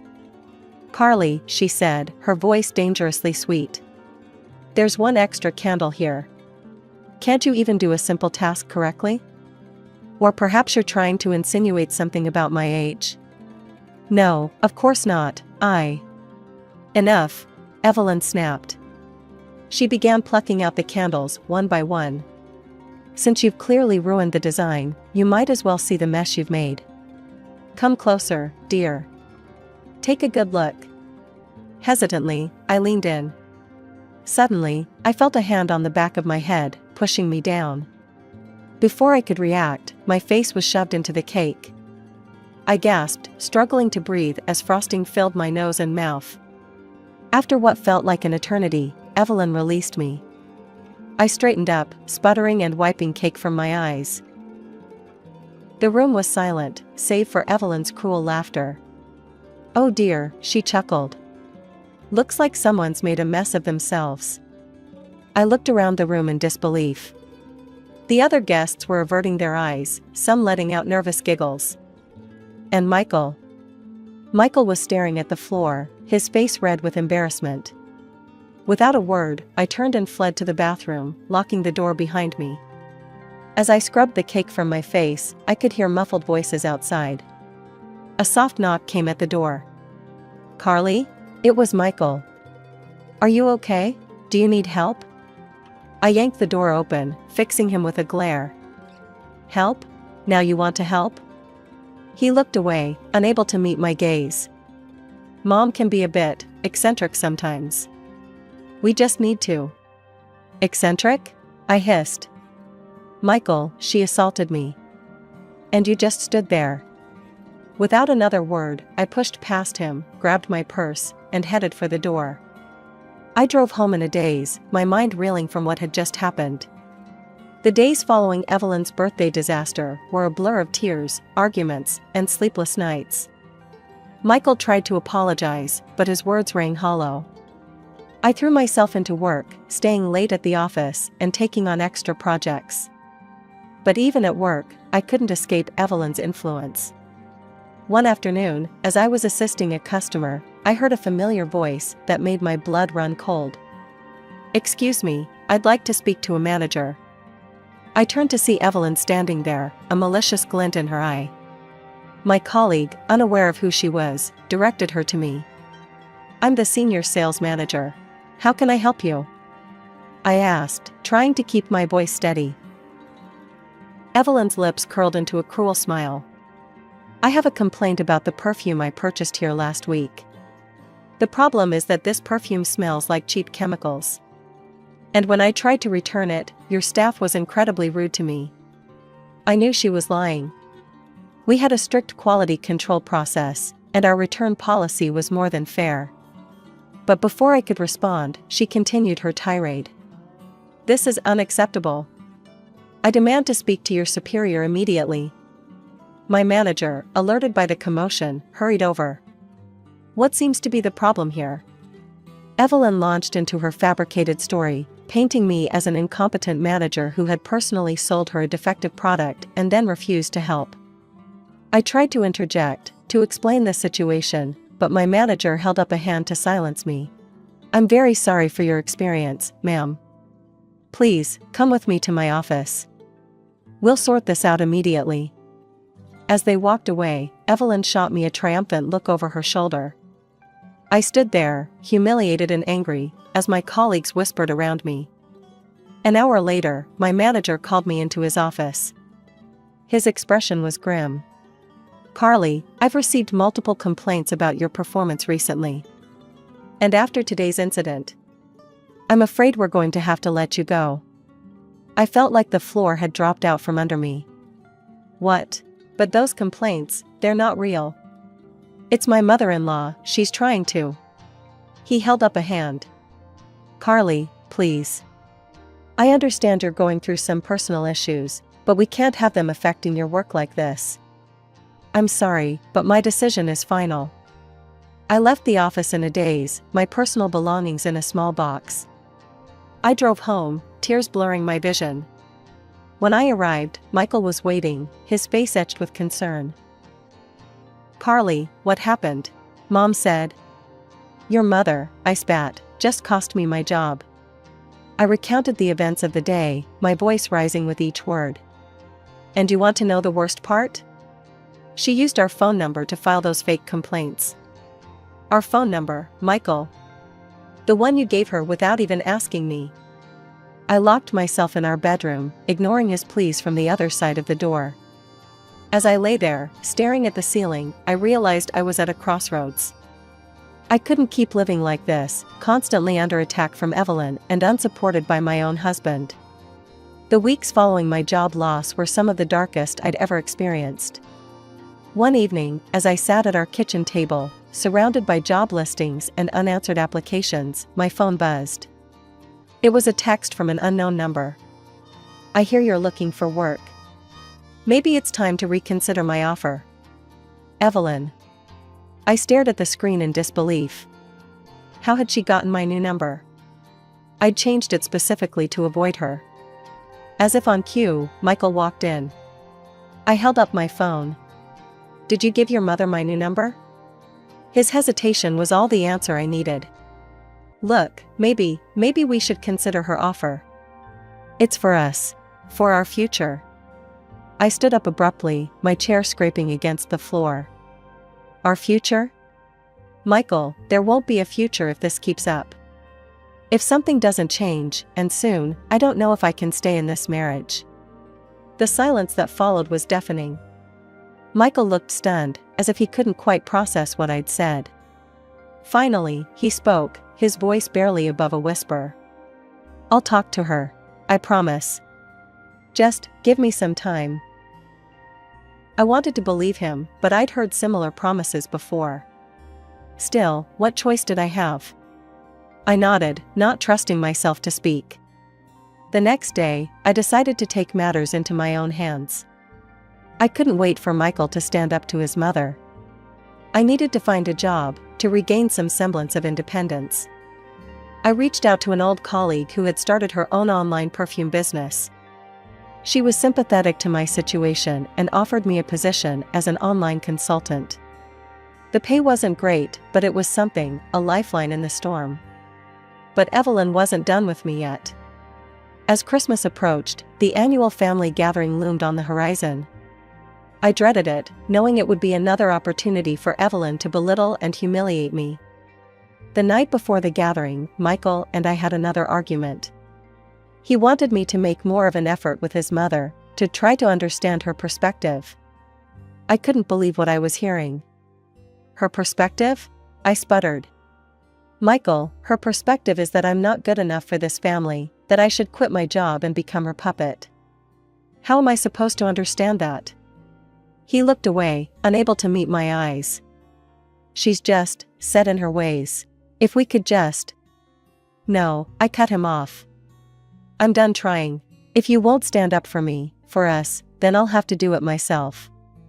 As I lay in bed that night, staring at the ceiling, I made a decision. Tomorrow, at the Christmas gathering, I would confront Evelyn once and for all. I was tired of being a victim, of letting her control my life. Christmas morning arrived, and with it, a sense of foreboding. We arrived to find Evelyn's house already bustling with activity. As we moved into the living room, I could feel Evelyn's eyes on me, assessing and judging. The rest of the family was already there, Robert, Thomas, and various aunts, uncles, and cousins. The afternoon progressed with forced pleasantries and thinly veiled insults. Evelyn, as usual, held court, dominating every conversation. I noticed how she kept bringing up the topic of children, her eyes darting to me each time. Finally, during dinner, she addressed me directly. Carly, dear, she said, her voice dripping with false concern, I couldn't help but notice you're not drinking. Any special reason? I felt my cheeks flush as all eyes turned to me. No, Evelyn. I'm just not in the mood for alcohol. Her eyes narrowed. Well, I do hope you're not having difficulties in that area. It's just, well, you're not getting any younger. And with your career struggles, I thought perhaps you'd be focusing on more important matters by now. I stood up abruptly, my chair scraping against the floor. More important matters? You mean like being a submissive wife who gives up her dreams to please her mother-in-law? Gasps echoed around the table. Evelyn's face contorted with rage. How dare you speak to me like that in my own home? No, Evelyn, I shot back. How dare you treat me like this? I am your son's wife, not your punching bag.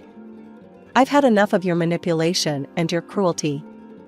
I turned to leave, but as I passed Evelyn, everything seemed to happen in slow motion. Evelyn made a sudden movement, knocking over her mug of hot tea.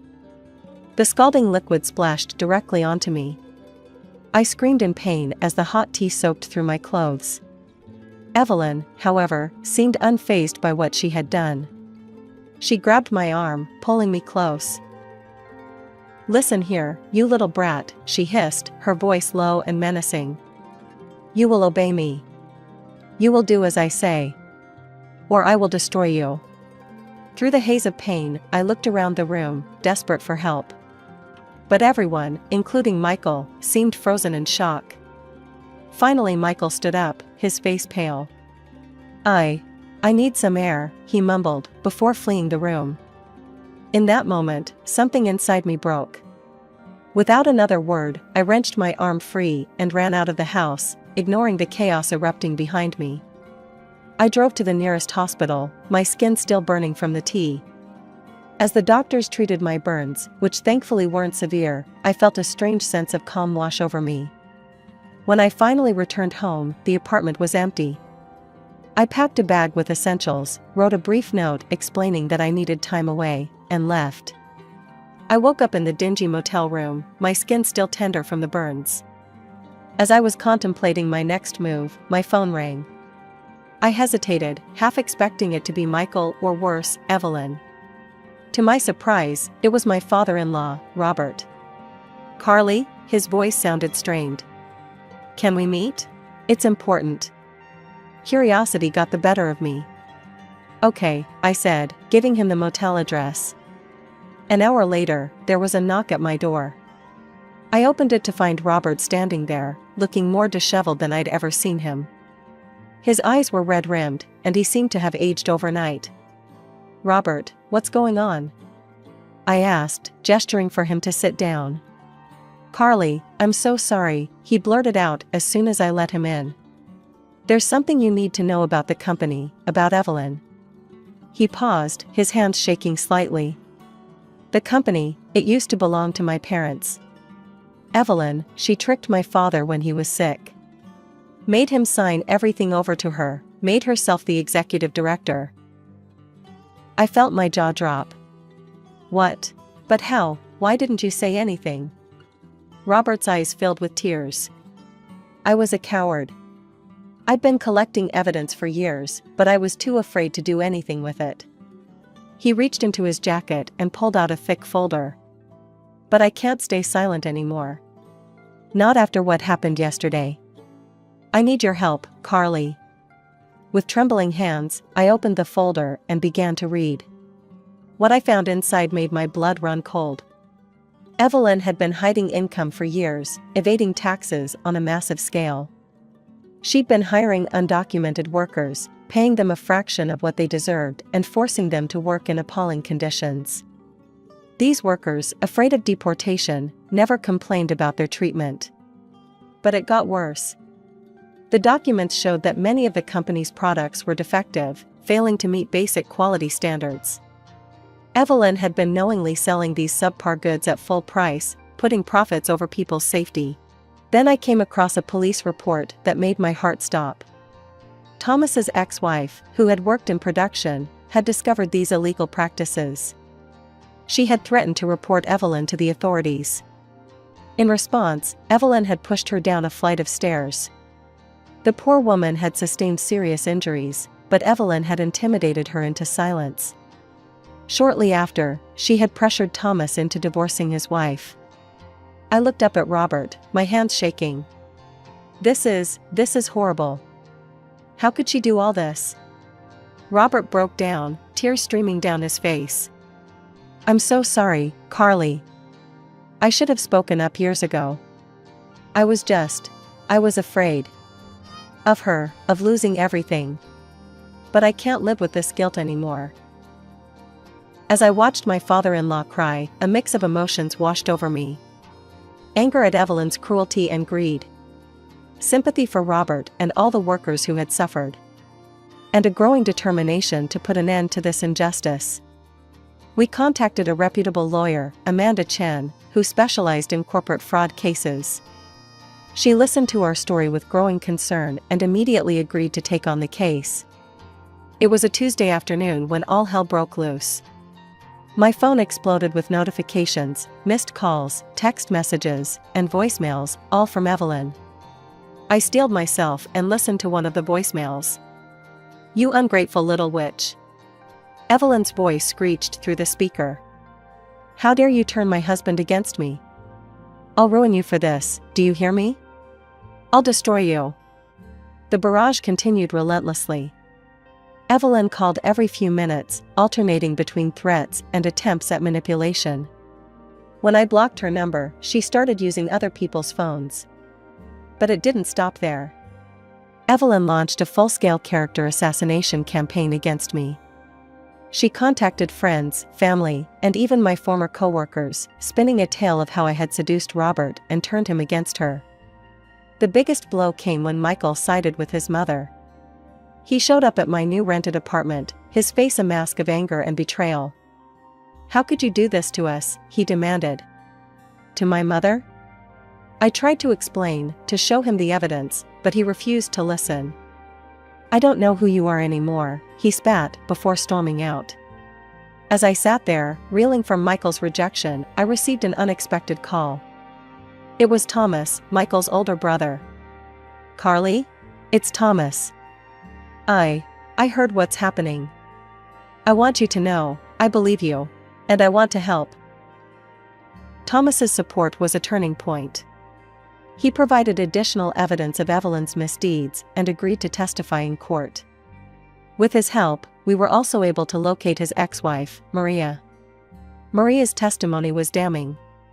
She recounted in detail the incident where Evelyn had pushed her down the stairs, as well as the subsequent threats and intimidation.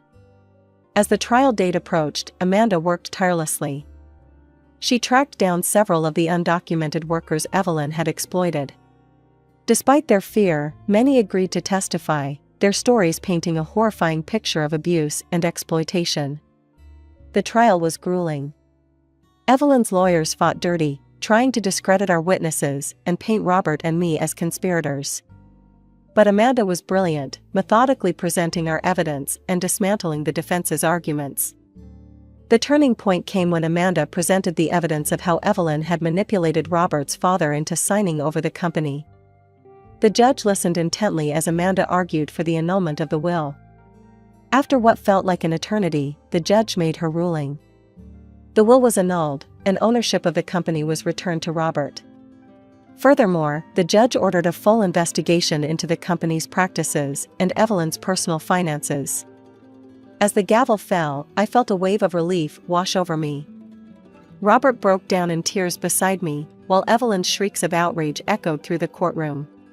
The aftermath of the trial brought sweeping changes to everyone involved. As soon as Robert took control of the company, Michael, true to his mother's influence, resigned from his position. He cut off all communication with his father, unable to forgive what he saw as a betrayal of his mother. Robert found unexpected support in Thomas. The father and eldest son, both having experienced Evelyn's manipulation firsthand, formed a strong partnership. Together, they began the arduous task of restructuring the company, determined to run it ethically and efficiently. The legal proceedings didn't end with the trial. Robert filed for divorce, a process that was surprisingly quick given Evelyn's fall from grace. In the settlement, he left her the house they had shared for decades. It was a generous gesture, considering everything that had happened. The court ordered a thorough audit of the company's finances, and the results were staggering. Years of creative accounting and tax evasion came to light. Evelyn was hit with a massive fine and ordered to pay $500,000 in back taxes. The house Robert had left her became her only asset, and she was forced to sell it to settle her debts with the tax authorities. Meanwhile, my own marriage had crumbled beyond repair. Michael's unwavering loyalty to his mother, even in the face of overwhelming evidence of her misdeeds, was something I couldn't comprehend or accept. We filed for divorce, and I felt a mixture of sadness and relief as I signed the papers. As I contemplated my next steps, Robert approached me with an unexpected offer. "Carly," he said, his voice warm with gratitude, "I know you've been through hell because of our family. But I want you to know that I consider you family still. We're rebuilding the sales department, and I'd like you to be a part of it. What do you say?" I was touched by his offer and, after some consideration, I accepted. Months passed, and slowly but surely, I found my footing. I learned to navigate the intricacies of the construction business, mastering the art of selling everything from lumber to specialized tools. My experience in luxury retail, surprisingly, proved valuable in dealing with high-end clients and custom projects. It was on a routine shopping trip that I had an unexpected encounter. As I turned down the cereal aisle, I froze. There, just a few feet away, stood Michael and Evelyn. They looked haggard, a far cry from the polished appearance they once maintained. Evelyn's voice, shrill and angry, carried clearly. "You weak-willed idiot," she berated Michael. "Can't you do anything right? I asked for the bran flakes, not this sugary garbage." Michael, his shoulders slumped, muttered an apology and reached for another box. I felt a pang of pity, seeing how their toxic relationship had endured and seemingly worsened. For a moment, I considered approaching them. But as I watched their dysfunctional interaction, I realized I had nothing to say. Instead, I quietly turned my cart around and left the store, leaving my shopping unfinished. I'm Lydia, and this is the story of how my life turned upside down. But let's start from the beginning. I grew up in a wealthy family, the only child of doting parents who gave me everything I could ever want. My father, Robert, was a successful businessman, and my mother, Eleanor, was a socialite who threw the best parties in town. They showered me with love and attention, making sure I never lacked anything. When I entered college, I was determined to make my parents proud. I buried myself in books, focusing solely on my studies. That's when Tom entered my life. Tom was persistent, I'll give him that. He'd wait for me after classes, bring me coffee during late-night study sessions, and even showed up at my parents' house one day. "Mr. and Mrs. Thompson," he said, standing tall in our living room. "I'm in love with your daughter, and I want you to know my intentions are serious." My father was impressed. He'd always wanted a son, someone to take under his wing and groom for the business world. Tom seemed to fit the bill perfectly. "Lydia," my father said to me later that evening, "why don't you give this young man a chance? He seems like a good catch." Reluctantly, I agreed to go on a date with Tom. To my surprise, I found myself enjoying his company. He was charming, attentive, and seemed genuinely interested in my thoughts and dreams. Our relationship blossomed quickly. Before I knew it, we were walking down the aisle, fresh out of college. My parents were overjoyed, especially my father, who saw Tom as the son he never had. "Welcome to the family, son," my father said, clapping Tom on the back at our wedding reception. "I have big plans for us." True to his word, my father helped Tom start his own business, a state-of-the-art car wash. He bought all the necessary equipment and even helped us purchase a small, cozy house.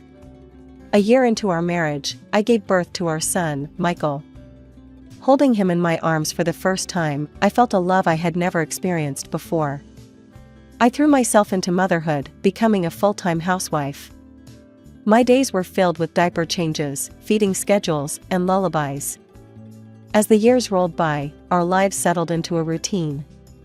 Michael grew from a gurgling baby into a curious toddler, then a mischievous child, and finally a brooding teenager. I poured my heart and soul into raising him, while Tom continued to struggle with the car wash business. "Your father thinks I'm a failure," Tom spat one evening after another tense phone call. "He's always looking down on me, giving me handouts like I'm some charity case." I tried to reassure him. "That's not true, Tom. Dad's just trying to help." These arguments became more frequent, and I found myself walking on eggshells in my own home. Michael, now in his late teens, began to withdraw, spending more time in his room or out with friends. As for me, well, the years of stress and housework had taken their toll. I was no longer the slim college girl Tom had wooed. My once toned body had softened, and I'd gained weight. Tom didn't hesitate to point this out. "You've really let yourself go, Lydia," he'd say, eyeing me with disappointment. "What happened to that pretty girl I married?" His words stung, but I tried to brush them off. I told myself he was just stressed about work, that he didn't really mean it. But deep down, I knew our marriage was crumbling. Then came the day that changed everything. It was a sunny Tuesday when I received the call that would shatter my world. "Mrs. Thompson," a somber voice said. "I'm afraid there's been an accident. Your parents, they were in a small plane crash in Hawaii." "I'm so sorry, but they didn't survive." The next few weeks passed in a blur of funeral arrangements and paperwork. Tom was surprisingly absent during this time, leaving me to handle everything on my own. When he was around, he seemed almost cheerful. "We need to sort out the inheritance," he said, barely a week after the funeral. "Have you spoken to the lawyer yet?" I was shocked by his insensitivity. "Tom, I'm still grieving. Can't this wait?" He shrugged. "Business doesn't wait, Lydia. We need to know where we stand financially." Reluctantly, I agreed to meet with the family lawyer, Mr. Jacobson. As we sat in his plush office, he cleared his throat awkwardly. "Mrs. Thompson, your parents' will is unusual. It's divided into 2 parts. I can only reveal the first part now. The second part will be disclosed in exactly 1 year." Tom leaned forward, his eyes glinting. "Well, what does the first part say?" Mr. Jacobson adjusted his glasses. "Your parents have left their mansion to your future grandchildren, with their guardians as trustees until they come of age." I was stunned. "But Michael is our only child, and he's not even married yet." As if on cue, Michael, who had insisted on coming to the meeting, let out a low whistle. "Wow, that opens up some interesting possibilities, doesn't it?" I turned to look at my son, confused by his reaction, but he avoided my gaze. Tom, on the other hand, was fuming. "That's it?" he demanded.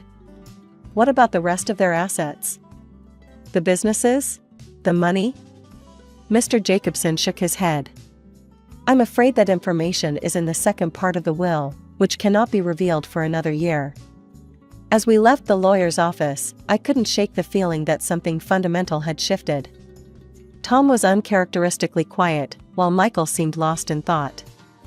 Just a few weeks after the reading of the will, Michael dropped a bombshell that left me reeling. "Mom, Dad," he announced one evening at dinner, "I have someone I want you to meet."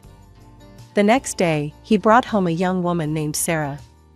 She was pretty, with long blonde hair and a saccharine smile that didn't quite reach her eyes. "This is my wife," Michael said, his arm around her waist. "And she's pregnant with our child." I nearly choked on my tea. Wife? Pregnant? But when did all this happen? Michael shrugged, avoiding my gaze. "We'd been dating for a while. When we found out about the baby, we decided to get married right away."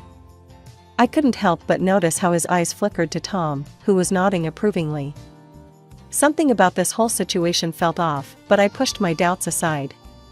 After all, I was going to be a grandmother. "Well, congratulations," I said, trying to muster up some enthusiasm.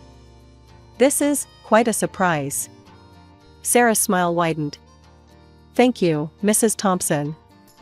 I'm so excited to be part of your family."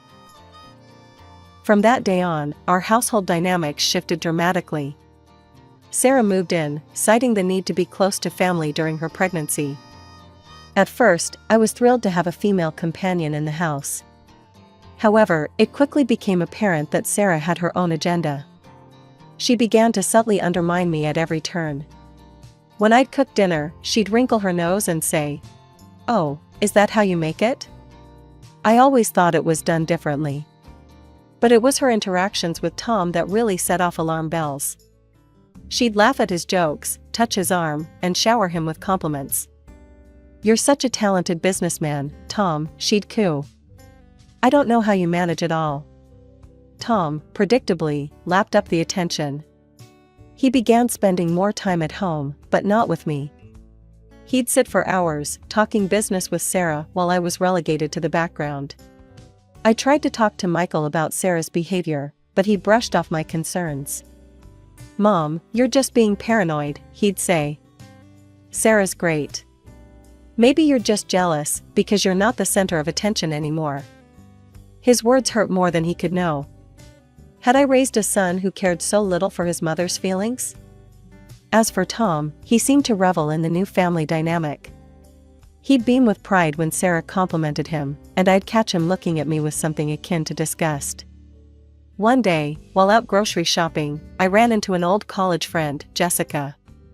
We decided to catch up over coffee, and as we reminisced about our college days, she mentioned something that made my blood run cold. "Remember that guy who was always chasing rich girls?" Jessica asked. "What was his name? Tom something?" My heart skipped a beat. "Tom? Tom who?" Jessica laughed. "Oh, you know, that sleazy guy who tried to date every girl with wealthy parents. He ended up marrying some naive rich girl, if I remember correctly." As Jessica continued talking, describing Tom's behavior in college, I felt like I was going to be sick. The Tom she was describing sounded exactly like my husband. Had our entire marriage been based on a lie? With a heavy heart and shaking hands, I pulled into our driveway. The house loomed before me, no longer the cozy home I once loved, but a stage for the drama that was about to unfold. I found Tom in his study, poring over some papers. He barely looked up when I entered. "Tom," I said, my voice steadier than I felt, "we need to talk." He sighed, finally meeting my eyes. "What is it now, Lydia?" I took a deep breath. "I ran into Jessica today. You remember her from college, right?" A flicker of something, was it fear? Passed across his face before he schooled his features into indifference. "Vaguely. What about her?" "She told me about a guy in college. A guy who pursued rich girls, looking for an easy meal ticket." I paused, watching his reaction. "Sound familiar, Tom?" For a moment, he just stared at me. Then, to my shock, he started laughing. Well, he chuckled, leaning back in his chair. "Took you long enough to figure it out, didn't it?" His cavalier attitude stunned me. "So it's true? You married me for my parents' money?" Tom shrugged, not a hint of remorse in his eyes. "Of course I did. Look, Lydia. I never loved you. I tolerated you because you were my meal ticket. But now? Now you're just a fat, useless burden." His words hit me like a physical blow. I staggered back, tears welling in my eyes. "Why are you telling me this now?" I whispered. A cruel smile twisted his lips. "Because, my dear wife, I don't need you anymore. Your parents are dead, and soon, their fortune will be mine. Or rather, our grandson's, which amounts to the same thing." Suddenly, everything clicked into place: Michael's hasty marriage, Sarah's convenient pregnancy, the way they'd been treating me. It had all been a calculated move to secure my parents' inheritance. You planned all this?" I gasped. Tom laughed again, the sound grating on my nerves. "Give credit where it's due. It was mostly Michael's idea. The boy's got a good head for business, unlike his mother." I felt like I was drowning, the weight of their betrayal crushing me. "Does Sarah know about this?" "Of course she does," Tom sneered. "She's a smart girl, knows a good opportunity when she sees one. Unlike you, she'll make a proper wife for a businessman." I couldn't take any more. I turned and fled from the room, my world shattered around me. As the reality of my situation sank in, I realized I had nowhere to go. I had no money of my own, not even enough to rent an apartment. With a heavy heart, I resigned myself to staying in the house with people I could no longer trust. 2 months later, Tom dropped another bombshell on me. I was in the kitchen, preparing dinner, when he strode in with a self-satisfied smirk on his face. "Pack your bags, Lydia," he announced without preamble. "We're moving into your parents' house." I nearly dropped the knife I was holding. "What? When did we decide this?" Tom's laugh was cold and mocking. "We didn't decide anything. I decided. We're moving in with Michael and Sarah. After all, our grandson is the heir to that house." Each word was like a slap to my face. "What do you mean? What about our house?" "Oh, that?" Tom waved dismissively. "I sold it. The money's already been spent on things for people I actually care about. And just so we're clear, you're not on that list." Over the next few days, I watched in stunned silence as Tom, Michael, and Sarah excitedly prepared for the move. They bought new cars, splurged on expensive clothes and gadgets, all while I faded into the background, ignored and forgotten. The move to my parents' house was like a twisted parody of a happy family relocation. Sarah immediately claimed the master bedroom, while I was relegated to a small guest room in the back of the house. As the days passed, I found myself increasingly isolated. Sarah gave birth to my grandson and began delegating all the housework to me. I cooked, cleaned, and even cared for my grandson while she lounged about, issuing orders like a queen. "Lydia," she'd call out. "The baby needs changing. And while you're at it, could you tidy up the living room? It's looking a bit messy." I threw myself into caring for my grandson, finding solace in his innocent smiles and gurgles. But even that joy was tainted by the constant barbs and criticism from Sarah and Tom. One evening, about a month after we'd moved in, things came to a head. We were all seated at the dinner table, a dinner I had prepared, as usual. Sarah was in rare form, ordering me about as if I were a servant. "Lydia, fetch me some more water. And hurry up with clearing these plates. We don't have all night." Something in me snapped. Years of pent-up frustration and hurt came pouring out. "Enough," I shouted, slamming my hands on the table. "I am not your maid, Sarah. This is my parents' house, and I deserve some respect." The room fell silent. Sarah's face crumpled, and she burst into dramatic tears. "How could you speak to me like that? After all we've done for you?" Tom stood up, his face red with anger. "That's it, Lydia. I've had enough of your ingratitude. Pack your things and get out. This house belongs to our grandson now, and you're no longer welcome here." I stared at him in disbelief.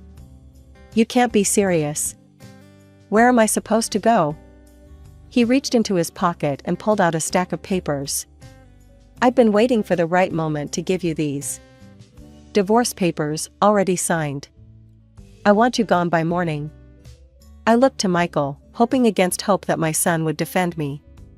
But he just shrugged, avoiding my gaze. "I'm an adult now, Mom. I don't need you anymore." With shaking hands, I took the divorce papers. Sarah's triumphant smirk was the last thing I saw as I turned and walked out of the dining room, my world crumbling around me. With nowhere to go and my world in shambles, I found myself dialing a familiar number. Jessica, my old college friend, answered on the second ring. "Lydia, is everything okay?" Her voice was laced with concern. I swallowed hard. "Not really. I need a place to stay." Without hesitation, Jessica invited me to her home. As I settled into her guest room, she shared her own family drama. "My son's been going through hell," she confided. "His fiancée left him, and she's pregnant. He's desperate to find her and be there for his child." My heart skipped a beat. "Do you have a picture of her?" Jessica nodded, pulling out her phone. As she showed me the photo, my blood ran cold. Staring back at me was Sarah, my supposed daughter-in-law. "Jessica," I said slowly, "I think I know where your son's fiancée is." Over cups of tea, I poured out my story. Jessica listened, her expression morphing from shock to anger to determination. "We need to expose them," she declared. "All of them." Together, we hatched a plan. The next day, I returned to my parents' house under the guise of collecting the last of my belongings. While there, I managed to snag a few strands of my grandson's hair for a DNA test. The wait for the results was agonizing, but when they finally came, they confirmed our suspicions. My son was not the father of Sarah's baby. Jessica's son was. As I grappled with how to break this news to Michael and Tom, my phone rang. It was Mr. Jacobson, my parents' lawyer. "Mrs. Thompson," he said, "it's time to review the second part of your parents' will. Can you come to my office tomorrow?" The next day, I sat in Mr. Jacobson's plush office, my heart pounding. As he read the will, I could hardly believe my ears. "To our beloved daughter, Lydia," he read, "we leave our luxury apartment, valued at $500,000. But that wasn't all. My parents had foreseen everything. In the event of a divorce, all their property, including Tom's business, would come to me. Your father wants you to know, Mr. Jacobson continued, that he's been the one financing Tom's business all along. He registered it in his own name. In case of divorce, it's yours to do with as you please. I sat there, stunned. All this time, I thought I had nothing, when in reality, I had everything. What about the house Tom and I lived in? I asked, remembering he had sold it. Mr. Jacobson smiled. That's the only thing Tom can claim. Everything else is yours. As the reality of my new situation sank in, I couldn't help but laugh. Tom had thought he was so clever, but in the end, he had outsmarted himself. I stepped into my new apartment and gasped. The space was breathtaking, all sleek lines, floor-to-ceiling windows, and tasteful, expensive furnishings. For the first time in years, I felt truly at home. As I was exploring my new sanctuary, my phone rang. It was Michael. "Mom," he said without preamble, "it's been a year since the first part of the will was read. We need to know what's in the second part."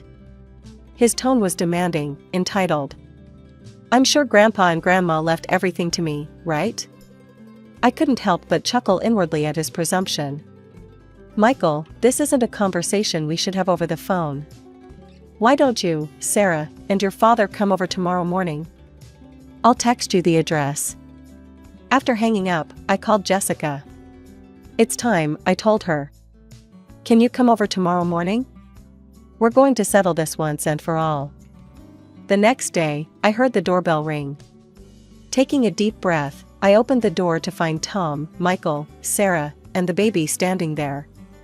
Their jaws dropped as they took in the luxurious surroundings. Michael whistled. "Wow, Mom. This place is amazing. I can't wait to move in." Sarah's eyes gleamed with greed.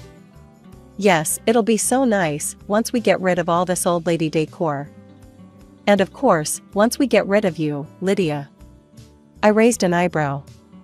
"I wouldn't be so hasty if I were you. Please, come in and have a seat." As they settled onto the plush sofa, I excused myself for a moment. When I returned, I wasn't alone. Jessica stood beside me, her presence causing Sarah to pale visibly. "Before we discuss the will," I said, my voice steady, "there's someone I'd like you all to meet. This is my friend, Jessica." Sarah's eyes darted around the room, looking for an escape. Michael and Tom just looked confused. "Now," I continued, "I think it's time we all had a frank discussion. There are some truths that need to be revealed." I paused, savoring the moment. All night, I had rehearsed what I was about to say. The words I had practiced, the revelations I was about to make, would change everything. As I looked at the faces of those who had betrayed me, my ex-husband, my son, and the woman who had tried to steal my life, I felt a surge of righteous anger mixed with anticipation. As Jessica got closer, Tom's eyes widened with recognition. A smirk spread across his face as he let out a bitter laugh. Well, he sneered, gesturing towards me. "Looks like I achieved my goal after all. Married a rich fool, didn't I?" His words stung, but I held my ground. "We'll address your betrayal later, Tom. Right now, there's something more pressing to discuss." I turned to Sarah, who was visibly squirming. "We know the truth about you, Sarah." Michael looked confused. "Mom, what are you talking about?" I took a deep breath. Sarah was looking for a rich husband.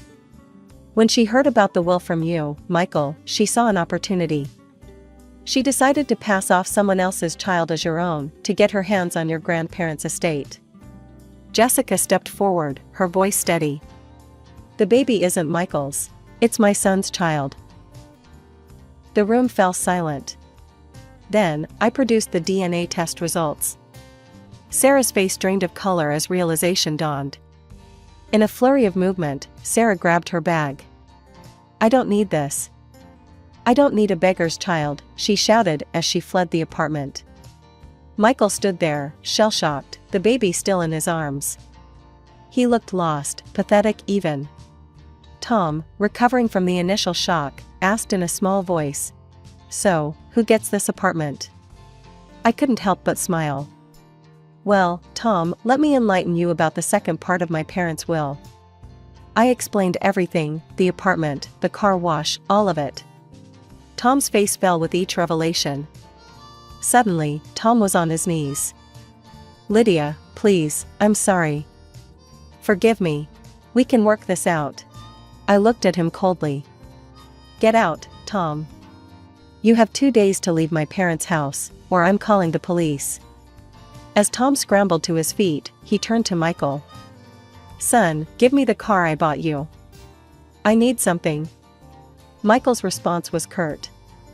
No. It's mine. You're not getting anything from me. With one last desperate look, Tom slunk out of the apartment. I then turned to Michael, who stood there, head bowed in shame. Jessica gently took the baby from his arms. Michael, I said, my voice firm but not unkind. Since it turns out I don't have any grandchildren, there are no other heirs to your grandparents' home besides me. I need you to move out as well. He nodded, not meeting my eyes. I'm sorry, Mom. For everything. I'll go pack my things. With that, he too left the apartment. As the door closed behind him, I let out a long breath. The apartment was quiet now, save for the soft coos of the baby in Jessica's arms. I looked at my old friend, feeling a mix of emotions, relief, sadness, and a strange sense of liberation. Well, I said, managing a small smile. That didn't go quite how I expected when I woke up this morning. Jessica nodded, bouncing the baby gently. You did what you had to do, Lydia. They left you no choice. As I sank onto the plush sofa, I realized that for the first time in years, I was truly free. Free from deception, free from manipulation, and free to live life on my own terms. The months following the confrontation flew by in a whirlwind of change and self-discovery. I found myself settling into my luxurious apartment, the space becoming a sanctuary of peace and new beginnings. One of my first decisions was to rent out my parents' house. It felt right, somehow, to have the property occupied by a young family who appreciated its warmth and history. The rental income provided a comfortable cushion, adding to the proceeds from selling Tom's car wash business. My friendship with Jessica blossomed. We'd meet for coffee, sharing stories, and supporting each other through the ups and downs of our new realities. And then there was little Tommy, Jessica's grandson, the child I had once believed to be my own. Despite the painful circumstances of his birth, I found myself developing a deep affection for the boy.